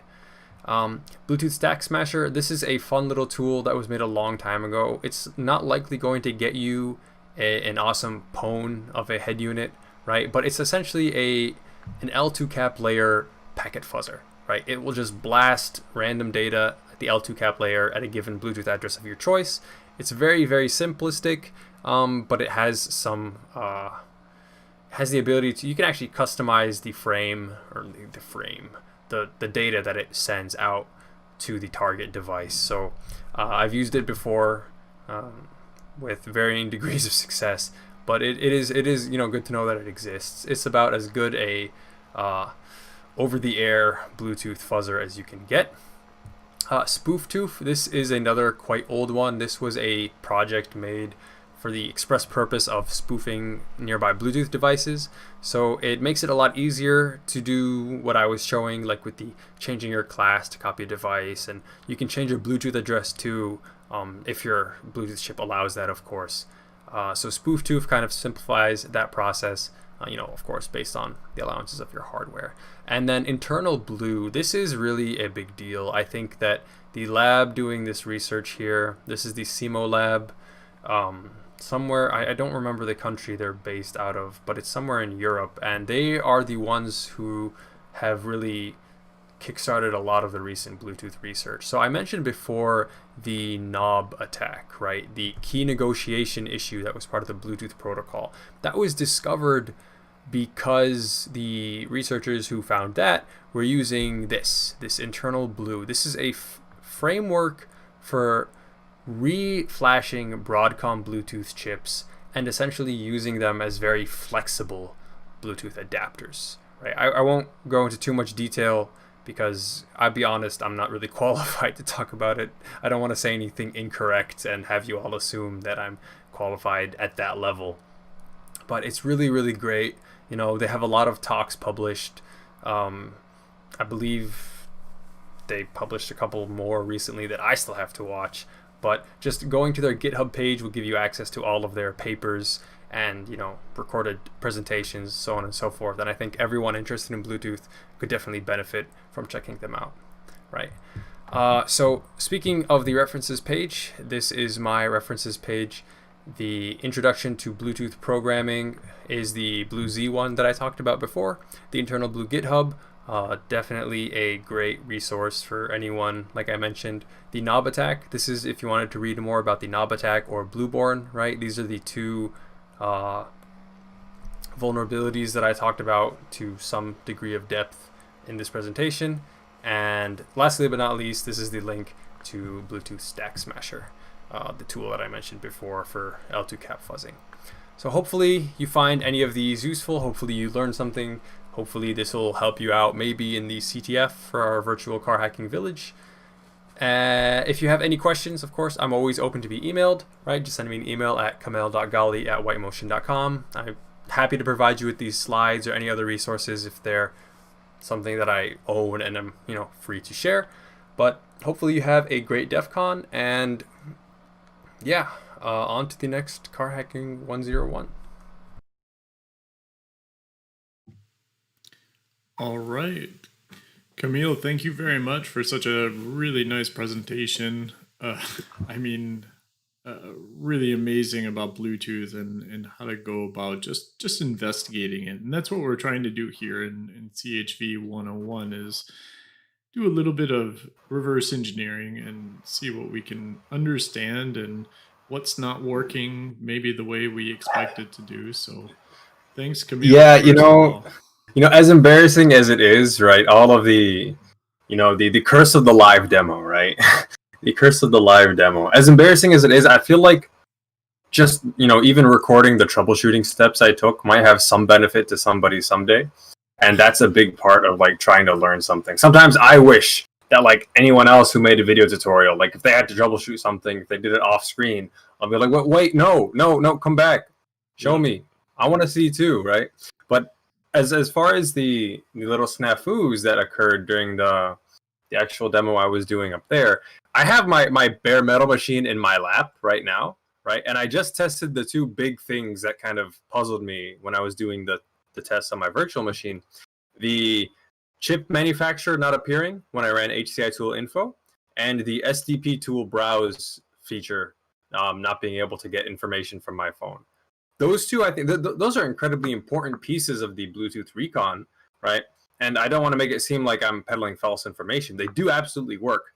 But I can't stress enough that using Bluetooth through a virtual machine is a very bad idea. Just because your host operating system is going to interfere. Like if you have like an external USB Bluetooth adapter, I think you'd be fine. You pass that to your virtual machine and use that as your only Bluetooth interface, you'll be fine, right? Just disable the virtual machine's access to the native Bluetooth interface inside your laptop, you'll probably be okay. But that was actually the issue. That was the issue, is that the two operating systems are fighting over control for the Bluetooth adapter, and it's a mess. So really, if you can go bare metal, by all means, I recommend it. So I double checked it just because I was really embarrassed, right? Just about the fact that all the demos like seemed to go wrong, and even the thing with not having the actual automotive head unit, that was because I had the voltage settings set at the wrong level when I was recording that. So honestly, I made all these dumb mistakes, and it's my own fault, really, at the end of the day. Do I dare ask at what voltage level you had the head unit set at? I had it set at like, I want to say, because like normally like to power it on, it's 12 volts, right? But I had it at like 9 for some reason. It wasn't like that when I was working with it, right? When I was doing some work on it, it was set to the right level. But like the power supply, I might have jiggled it or something at some point, and it just got changed. And I didn't bother to check it when I was trying to troubleshoot what was wrong with the head unit. I got scared. I assumed something broke. I was like, man, this is not good, right? I didn't even look at the power supply until I brought it back to one of my coworkers, and we were looking at it together. And he's like, "Did you check that you had the right voltage?" I was like, "Oh, yeah." So well, that's that story. Usually the simplest problem is the solution, right? Occam's razor. Yeah. Well, actually, Camille, we don't have any specific questions for you directly, and actually in the next 6 or 7 minutes, we need to get to the next talk. So, Camille, I think you're going to be online and available over chat for a little while longer. So I would just suggest that if anybody does have any questions for Camille, you can contact him on Discord over the CHV. It's Comic Demon is his sign name. So if you just talk to him there, he'll be happy to answer your questions. Also, Camille, if you could type your email address into the CHV101 support text channel, that would be really helpful. Someone asked if you could provide your email there.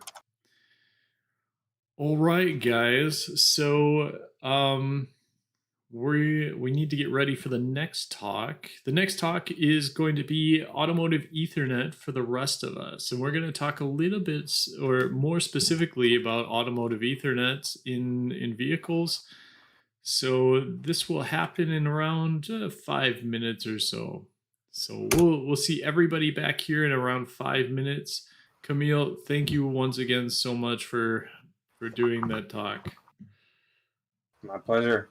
All right. Feel free to contact me, anyone with any questions. Don't feel shy. I'm happy to share my slides as well and any other resources. So just the email address, I posted it in the support text channel. So just by all means, just don't be shy.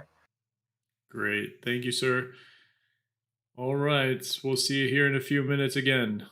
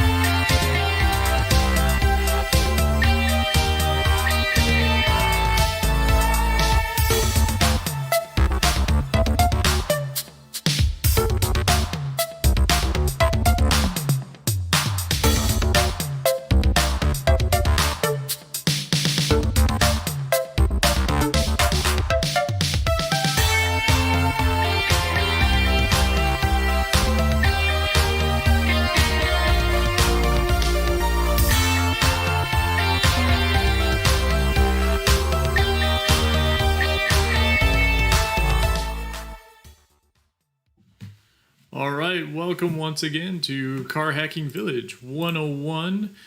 We have the next talk for you tonight, or today, wherever you might be in the world. The next talk is called Automotive Ethernet for the Rest of Us. And Infinet is going to give us a quick overview of Automotive Ethernet. What is it? How it is? Why don't we use it until now? Just a complete overview of what it's trying to accomplish. So, as always, you can type your questions into the Discord CHV101 support text channel, and we will try and answer those questions at the end of the presentation today. So, and if you're joining us from YouTube or Twitch or somewhere else in the world, you're more than welcome to join the DEF CON Discord channel. And you can see here the link discord.gg/defcon, and you can become part of the conversation. So, without further ado, I would like to introduce Infinet. His talk, Automotive Ethernet for the Rest of Us. For the rest of us. What is Automotive Ethernet? Who uses Automotive Ethernet? Automotive Ethernet for the rest of us. What is Automotive Ethernet? Who uses Automotive Ethernet? Why use Automotive Ethernet? And some technologies to know. Who am I? Xavier D. Johnson, otherwise known as Infinite on Twitter, born and raised in the Motown, hacking around since about 12, first mentor for Team 94, TechnoJays, organizer of DC313, director for MySec Detroit, and I host a show on YouTube called How the Guy Hacked. Enough about me. Let's dig into what exactly is Automotive Ethernet. So, electronics in a car, they're split up into these things called domains. Powertrain domain, body and comfort domain, the human-machine interface, driver assistance, chassis. These things do anything from control steering and braking all the way to controlling your radios and your windows and your seating, as well as allowing humans to be able to interface with controls that via interfaces, things that actually control the machine. Automotive Ethernet is a physical network that is used to connect components within a car using wires. So why was Ethernet not used in vehicles before now? Well, Ethernet didn't meet the OEM requirements for the automotive market. Basically, 100 megabits per second and above Ethernet has too much radio frequency noise, too much alien noise on the wire from other devices inside of the car. So Ethernet cannot guarantee low latency due to the low microsecond range that is required by vehicles. And this was a hard requirement to replace any communication that needs fast reaction times. Also, there was no way for Ethernet to be able to do time syncing between devices and having multiple devices sample data at the same rate. So what are some of the use cases for Automotive Ethernet then? Well, the different drivers of Automotive Ethernet come from, of course, those domains that we spoke about earlier, the complexity of the components and the wiring harness to a vehicle. The wiring harness is actually the third costliest and third heaviest component in a vehicle, right? So talking about cost, there's been a joint study between Broadcom and Bosch that estimated using UTP cable to deliver data at a rate of 100 megabits per second, along with the smaller and more compact connectors, can reduce connectivity cost up to 80% and cabling weight down by 30%. So, when we talk about the data rates via unshielded twisted pair, the electronics in cars are becoming much more complicated, more controllers, more sensors, more interfaces, and all of this stuff requires higher bandwidth. So these are some of the drivers behind main motivators behind using automotive Ethernet. So technologies that are entering the automotive space include self-driving connected cars, augmented reality, vehicle-to-vehicle communications, and things like self-driving require lasers and radars that can process things much more faster than humans can, and more reliably than humans. And we can use these tools and these advancements to be able to do things more efficiently and more effectively on the road, doing things like platooning, where cars get close to one another so that they can occupy less space on the road, and parking very closely in parking spaces. Augmented reality, things like dashboards for the driver to be able to look through the windshield and see things at a distance and be able to understand exactly, what those things are and categorize them and how far exactly they are away, how fast the driver's moving towards it. If there's danger, arrows could appear and let you know exactly how to avoid the danger. And then these technologies are considered for passengers as well, right? Connected cars, which we're living through right now with the advancements in cellular and Wi-Fi connectivity. This allows us to be able to communicate and do video streaming, as well as remote diagnostics and updating firmware, which usually require access to the internal networks and computers in cars. So vehicle to vehicle communications allow cars to be able to speak to one another. The NHTSA estimates that by using V2V, 79% of target vehicle crashes would be avoided. So that we're talking about huge benefits and safety just by allowing us to be able to increase the amount of technology censoring in the vehicles, but we're going to have networks that can actually handle that bandwidth and capability. Digging deeper into these technologies, right? So AUTOSAR, the Automotive Open System Architecture, one pair Ethernet, otherwise known as open, power over Ethernet or PoE, energy efficient Ethernet EEE, time synchronization, as we talked about that being a problem before, AV bridging, diagnostics over IP, which is extremely exciting, and time triggered Ethernet. So digging into AUTOSAR, it's an open, standardized automotive architecture jointly developed by manufacturers and tool developers. TCP, UDP, IP stack that is used in automotive components, and is basically the standard that all of the automotive industry came together and decided to agree on versus just fragmenting out and working in silos. Broadcom made a physical chip, PHY, a standard called Broad R Reach. This is allowing us to be able to enable longer distance copper Ethernet connectivity at a sustained 100 megabits per second. It's using technology from 1GE copper, including multi-level PAM3 signaling, better encoding, echo cancelers.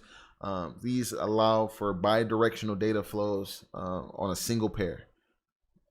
Due to lower bandwidth, this standard met the automotive EMI requirements, and Broadcom started marketing this to the automotive world.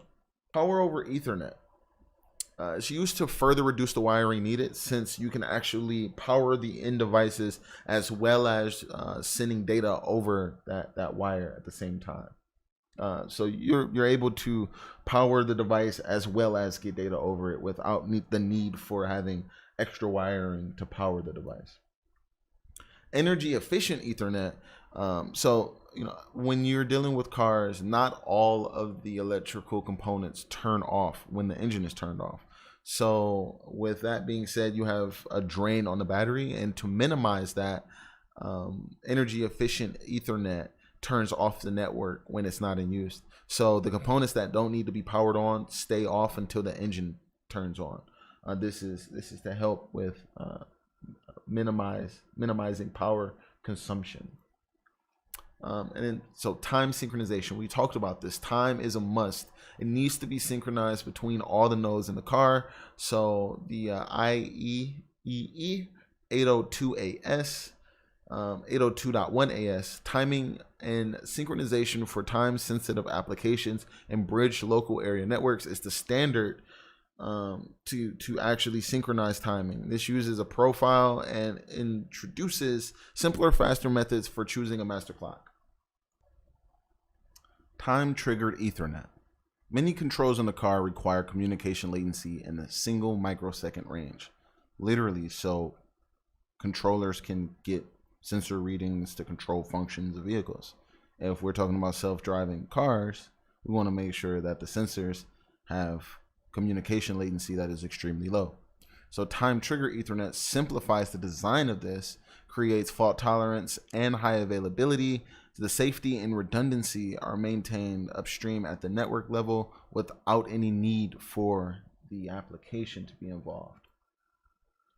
So for AV bridging, 802.1 QAT, also known as stream reservation, is a simple protocol to notify the various network elements in a path to reserve the resources needed to supply a particular stream.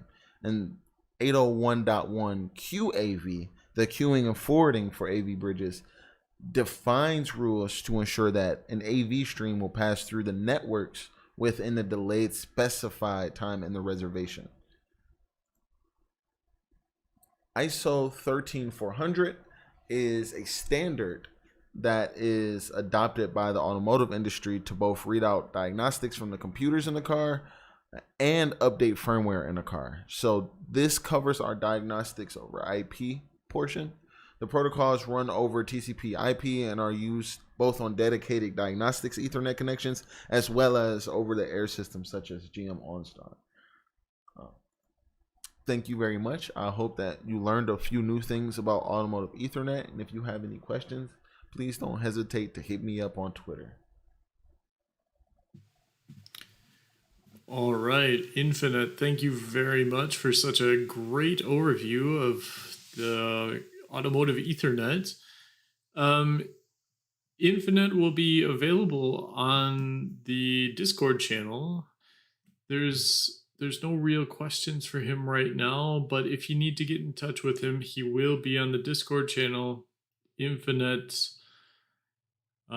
So if you do have questions about automotive Ethernet later, please get in touch with him directly. All right, guys, we're getting down to the last talks here, and the next talk is going to be about cloud to car communication. And if you guys have ever heard anything about MQTT before, well, don't worry if you haven't, because we will talk about it here in about 47 minutes. So the next talk, we're going to be talking about this MQTT standard and how to use it to hack your own cars. So looking forward to that with Jamie. All right, so we'll see you back here in about 47 minutes with the next talk.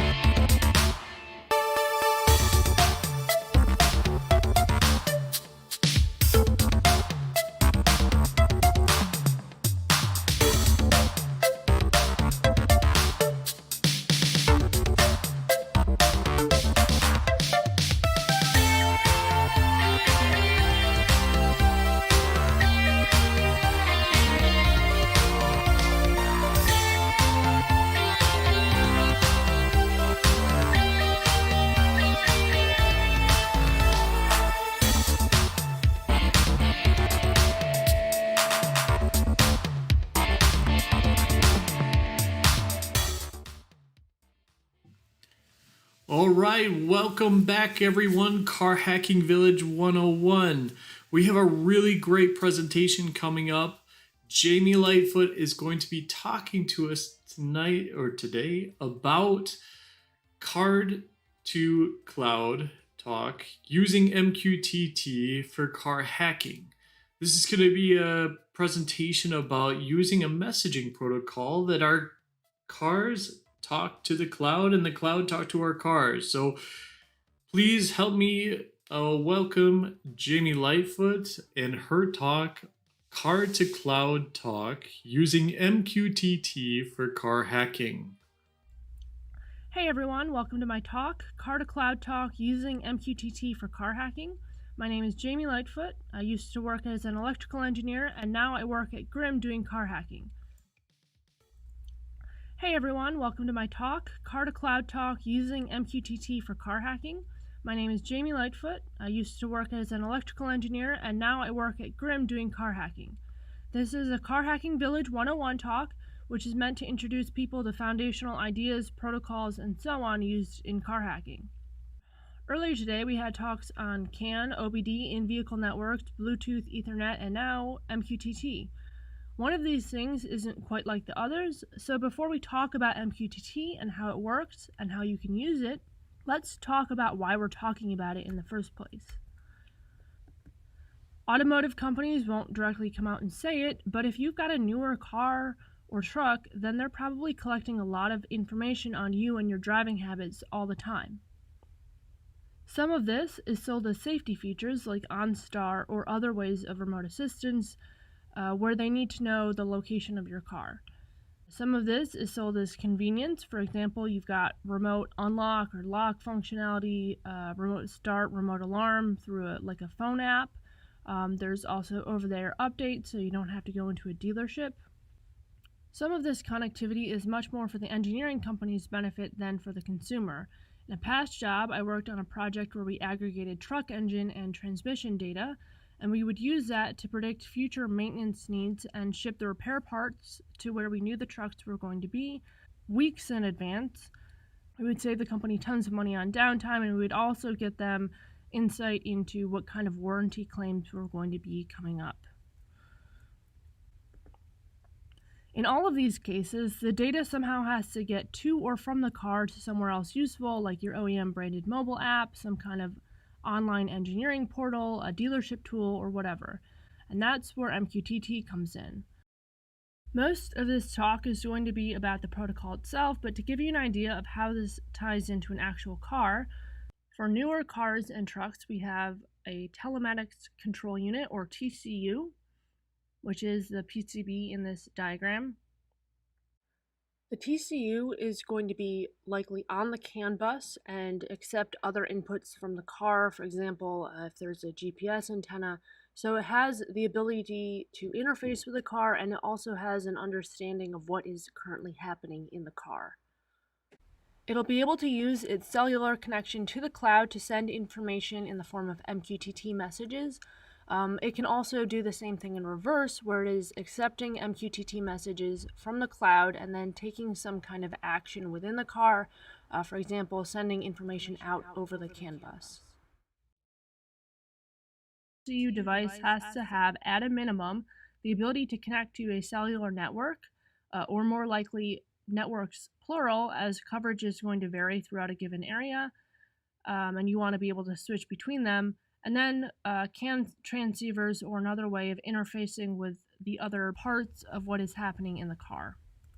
But if you have a cellular connection from the car to the cloud, why would you choose MQTT over some other method of communication? Like maybe you're able to send a text to the TCU device and wake it up and then have it establish an HTTP connection. The reason is because cars are a bit of a difficult use case from a network and architecture standpoint. You've got unreliable connectivity or maybe varying connectivity quality because you're driving around and you might go through areas with poor signal. So you need to have some kind of protocol that has minimal overhead and size. You might want the ability to buffer messages if you're offline for a minute. And you also might want some kind of method to know if your message was received or not. You're probably dealing with high network latency, which means that you want to reduce overhead as much as possible. MQTT clients will remain connected and they don't need to reinitiate a connection with each message. Whatever architecture you use also needs to be able to scale up to millions of vehicles and handle millions and millions of messages per day. Hopefully you're also considering the security of the system, but we'll talk about that more later. MQTT stands for MQ Telemetry Transport, or Message Queuing Telemetry Transport. It came from Andy Stanford Clark and Arlen Nipper, who were at IBM and Eurotech respectively. IBM had a MQ, or Message Queuing, product at the time. The OASIS standard for MQTT does not use queues to describe the message communication, but that's where the name came from. It was originally made to monitor oil pipelines over a satellite link, so that's where the emphasis on low bandwidth, very lightweight came from. MQTT.org describes it as a publish, subscribe, extremely simple and lightweight messaging protocol designed for constrained devices and low bandwidth, high latency, or unreliable networks. The design principles are to minimize network bandwidth and device resource requirements, while also attempting to ensure reliability and some degree of assurance of delivery. Given the network challenges that we talked about earlier, it seems like MQTT is a good fit. So let's talk about how it works. In MQTT systems, there are two types of network entities. There's an MQTT broker, now called a server, but I call it a broker out of force of habit. You also have one or more MQTT clients. An MQTT broker is a program that receives all the messages from the clients and then routes the messages to the appropriate destination client. It's pretty much like a post office. All messages have to travel through the broker in order to get to the other clients. A client can't send anything directly to another client. A client, then, is a device that is either interested in receiving certain information from the broker via other clients, or publishing information to the broker, which will then be sent on to the interested clients, or both. In an automotive environment, a client is going to be the car, or specifically the TCU unit in the car, and the broker is going to be some kind of cloud service that the car company has set up. A mobile app might also be a client, a dashboard might be a client, but there's usually some more architecture going on, so they aren't all talking unfiltered to the same broker. Here are a few examples of cloud broker services that I have seen or worked with. There are others. These are just a couple options. To visualize brokers and clients, I made this diagram where we have a broker in the middle and a number of clients. Each client can either subscribe, publish, or both. What kind of behavior they do is contingent on how they try and connect to the broker. I will see more about that in a minute. Earlier, I said that it is a publish-subscribe method, or pub/sub for short. Each client can designate what information it wants to publish to the broker, and each client can also specify what information it wants to receive back, and then the broker just doles out the messages as intended. Additionally, clients can provide forms of authentication to the broker, but they aren't directly addressable.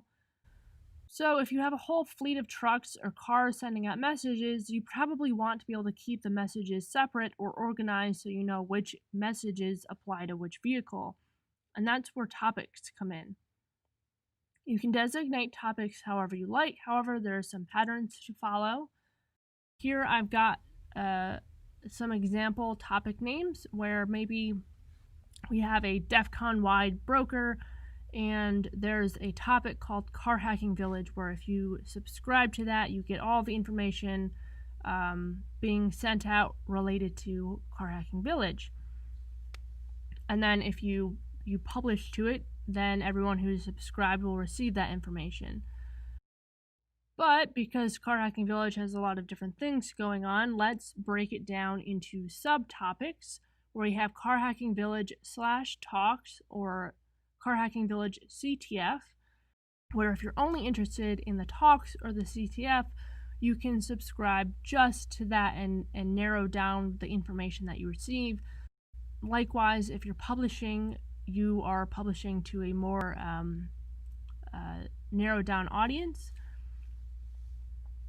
And then you can just keep nesting as far as you want. For example, maybe in the CTF we have different team IDs, and you can subscribe to your team ID and see what score you have. So if you've got people publishing to each of these individualized nested topics, if you still want to receive all of the information about Car Hacking Village, then you will want to subscribe to Car Hacking Village / either # or hashtag, depending on how old you are, and you'll receive all of the Car Hacking Village topics. If you were to subscribe to the # by itself, that would function as a wildcard and give you all topics available on that broker. So for our DEF CON example, it would give you information on all the villages, all the CTFs, all the things happening. But if you are a client, this is probably more information than you want or than that you can handle. If you're a top-level component in the architecture, you're probably interfacing with the broker in a different way to get all the information out. A client can only publish to one topic at a time. You can't publish to a group of topics or a wildcard. For the publishing volume, it's up to the client, but think on the order of maybe once per second. So in automotive, the topics might look like car data and then the VIN number and lock status or location, latitude, location, longitude, information about the engine, and so on, where you would receive back probably JSON. All of that is defined by your system. It's kind of however you want to set that up. You can also use the # and + to selectively handle levels. So you could do car data and then a +, location, latitude, and that would get you all of the latitudes for all vehicles if that level that you're using the + for typically handles VIN data. You could also do car data # or hashtag to get all information, so the lock information, location, engine, and so on for all vehicles on that broker. If you are securing a MQTT broker, you want to make sure that your clients don't have wildcard privileges. There's also a set of topics that all start with $SYS. These are all administrative type topics that give information on the clients, messages being sent, and so on. If you are securing a broker, you want to make sure that these are turned off for all non-admin users as well. Revisiting this diagram, receiving information isn't like the request-response workflow that you're probably used to. You are not requesting data and then getting a response back containing that data. Instead, you are subscribing to topics you want data from, and then when data is published to those topics, you receive that information.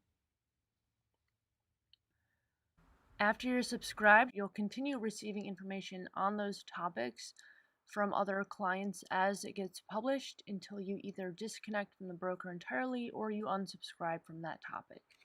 There's also an optional small set of delivery assurance messages. We'll talk about that a little bit later.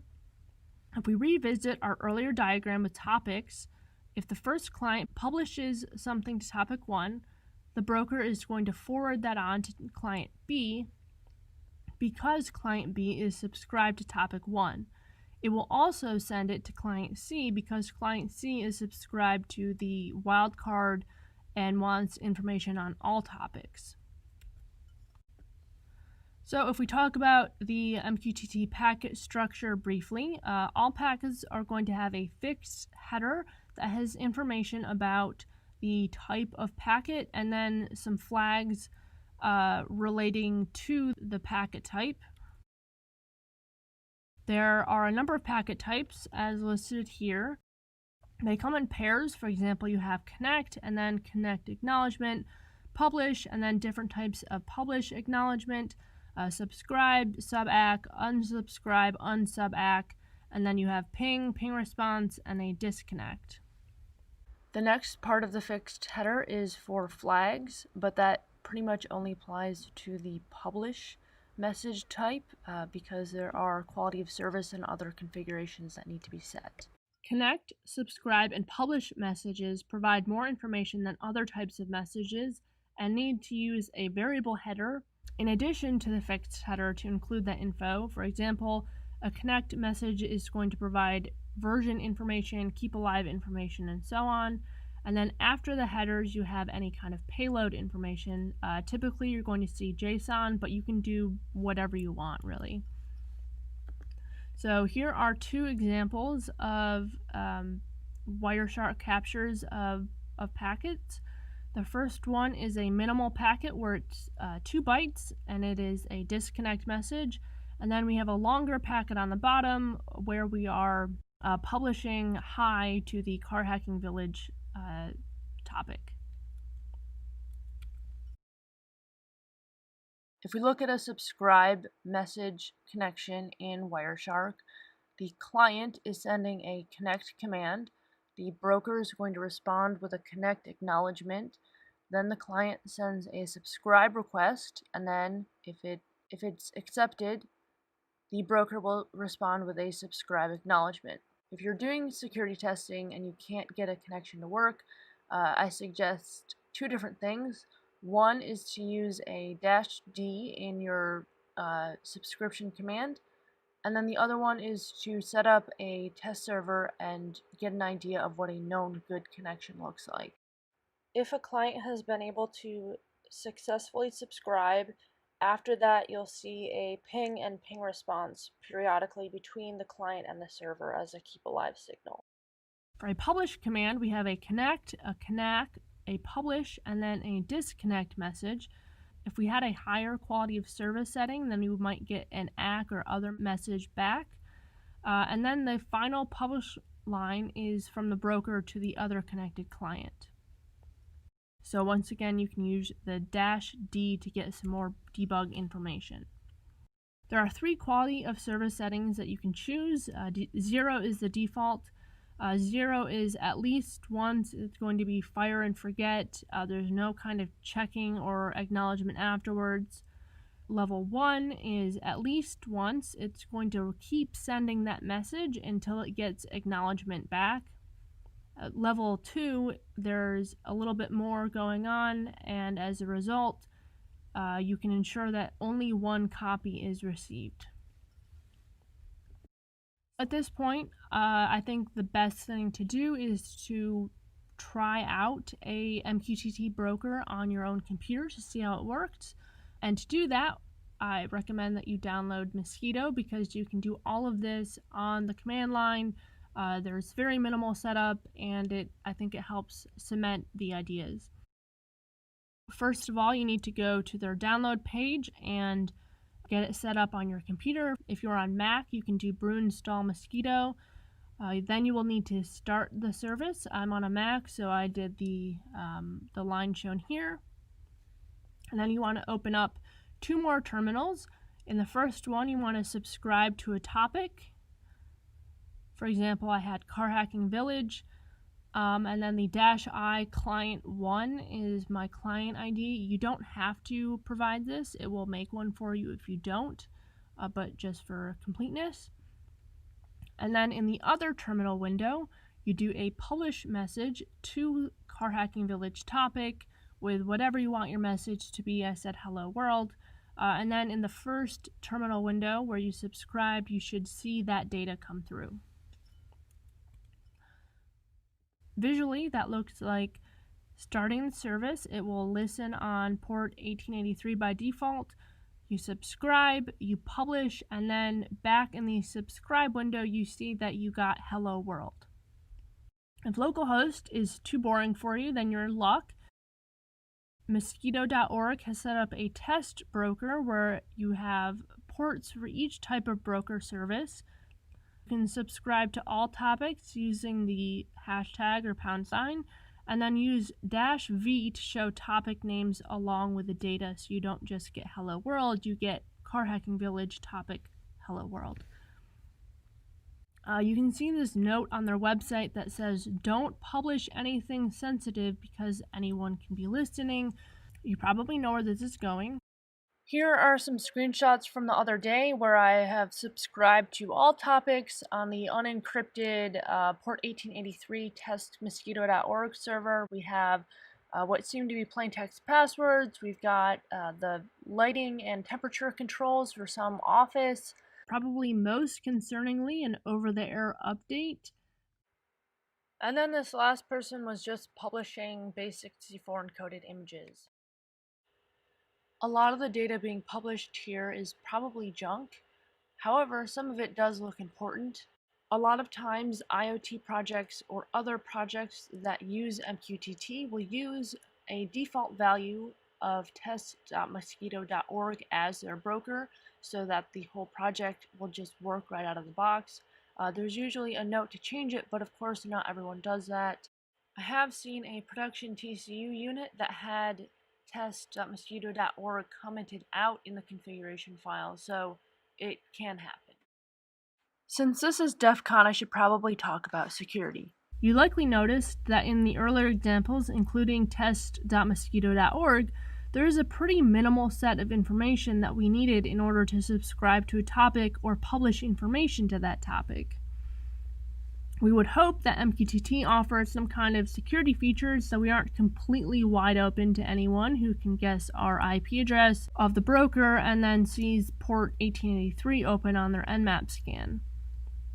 As with the Mosquito test server listings, there are different levels of security that you can set on your broker. For the lowest level, which is the default, you only need to know the host name, port, which default is 1883, a topic, including wildcards, in order to subscribe. Technically, you also need a client ID, but the Mosquito command line tools will make one for you if you don't have one. By default, MQTT does not require authentication or encryption. You can set that up on your own. You can also set up authentication without encryption, but as shown in this screenshot, that means that plain text credentials are visible if you can sniff traffic.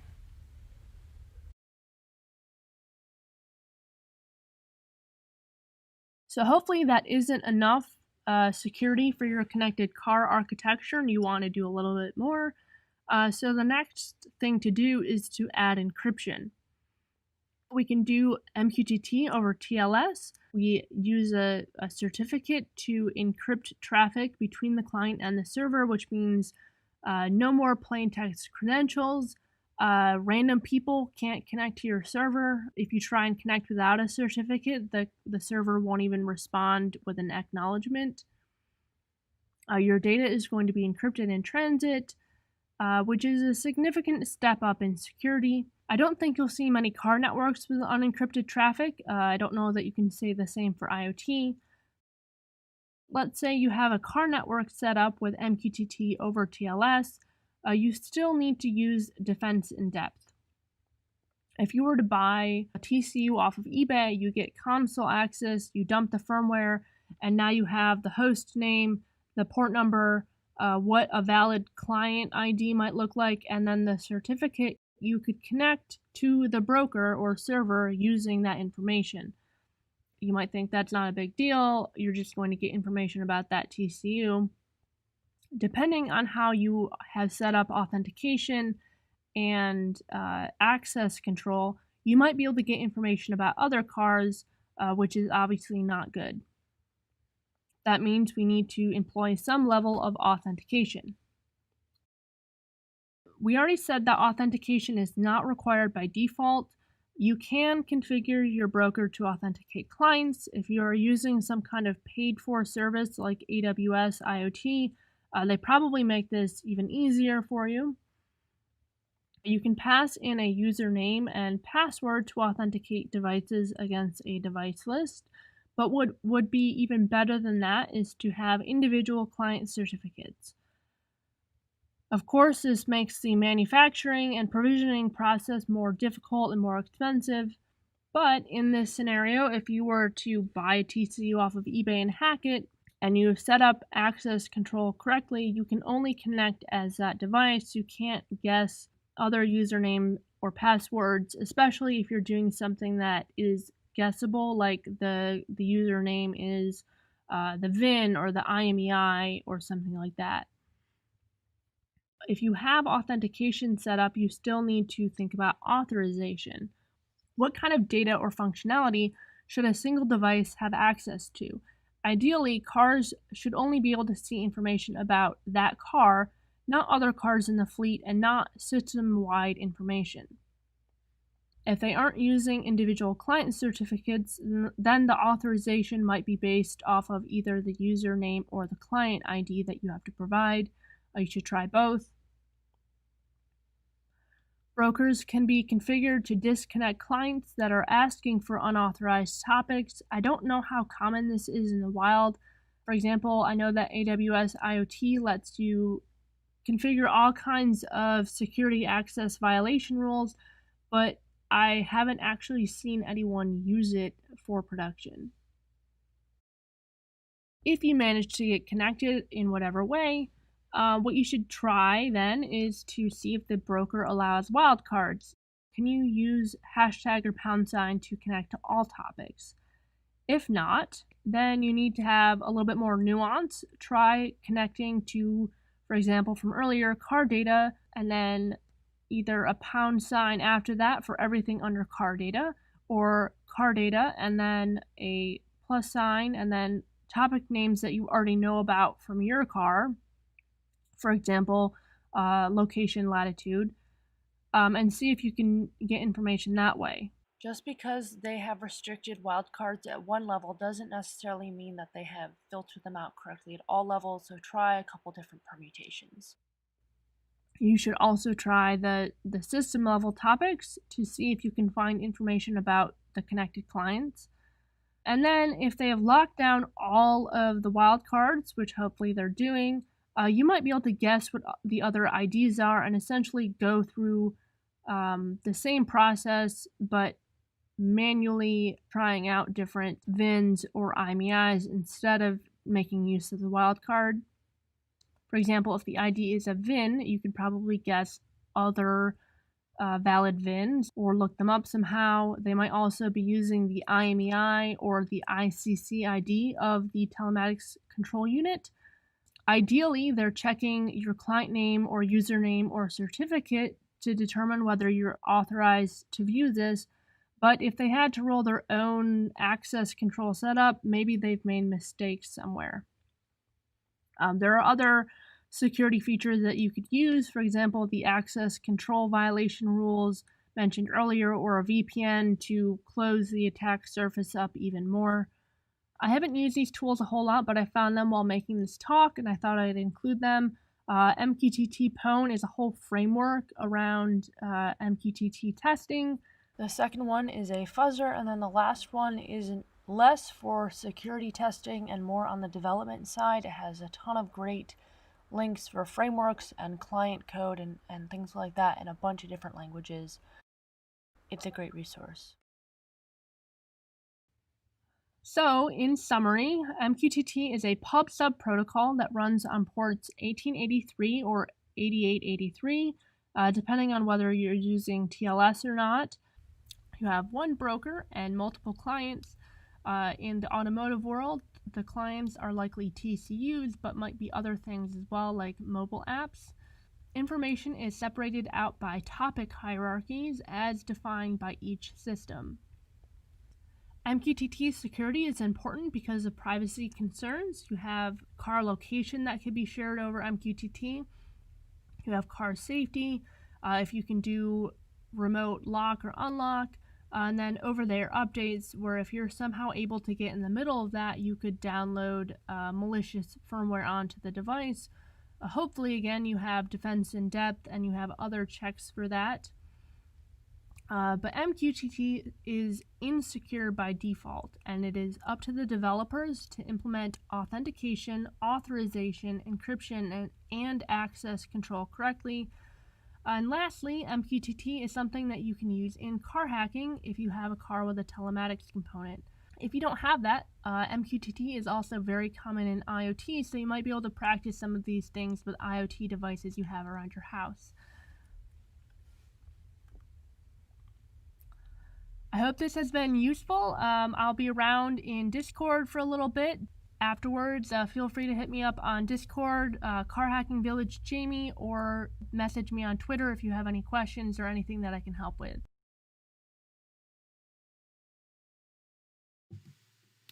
All right. Jamie Lightfoot, everyone, thank you very much for your talk. Jamie, I believe you're also in the channel currently. Good evening.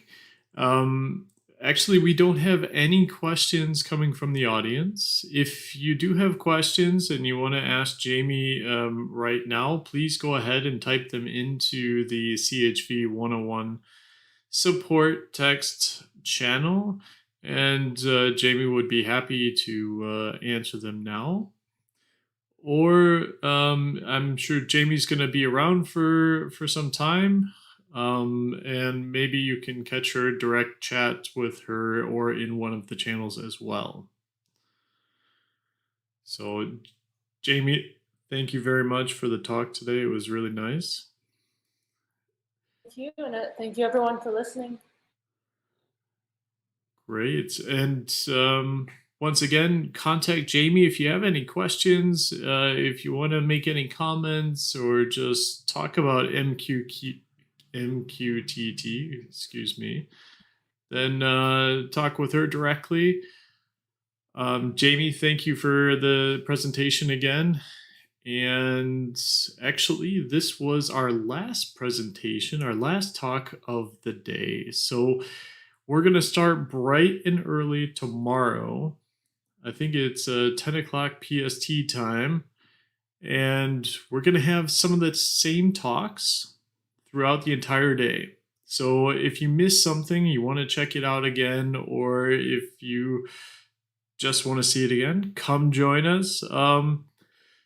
Hopefully on Sunday, we're going to be able to have a few different talks as well, including a badge talk. So how does the Car Hacking Village badge work, look? How is it designed?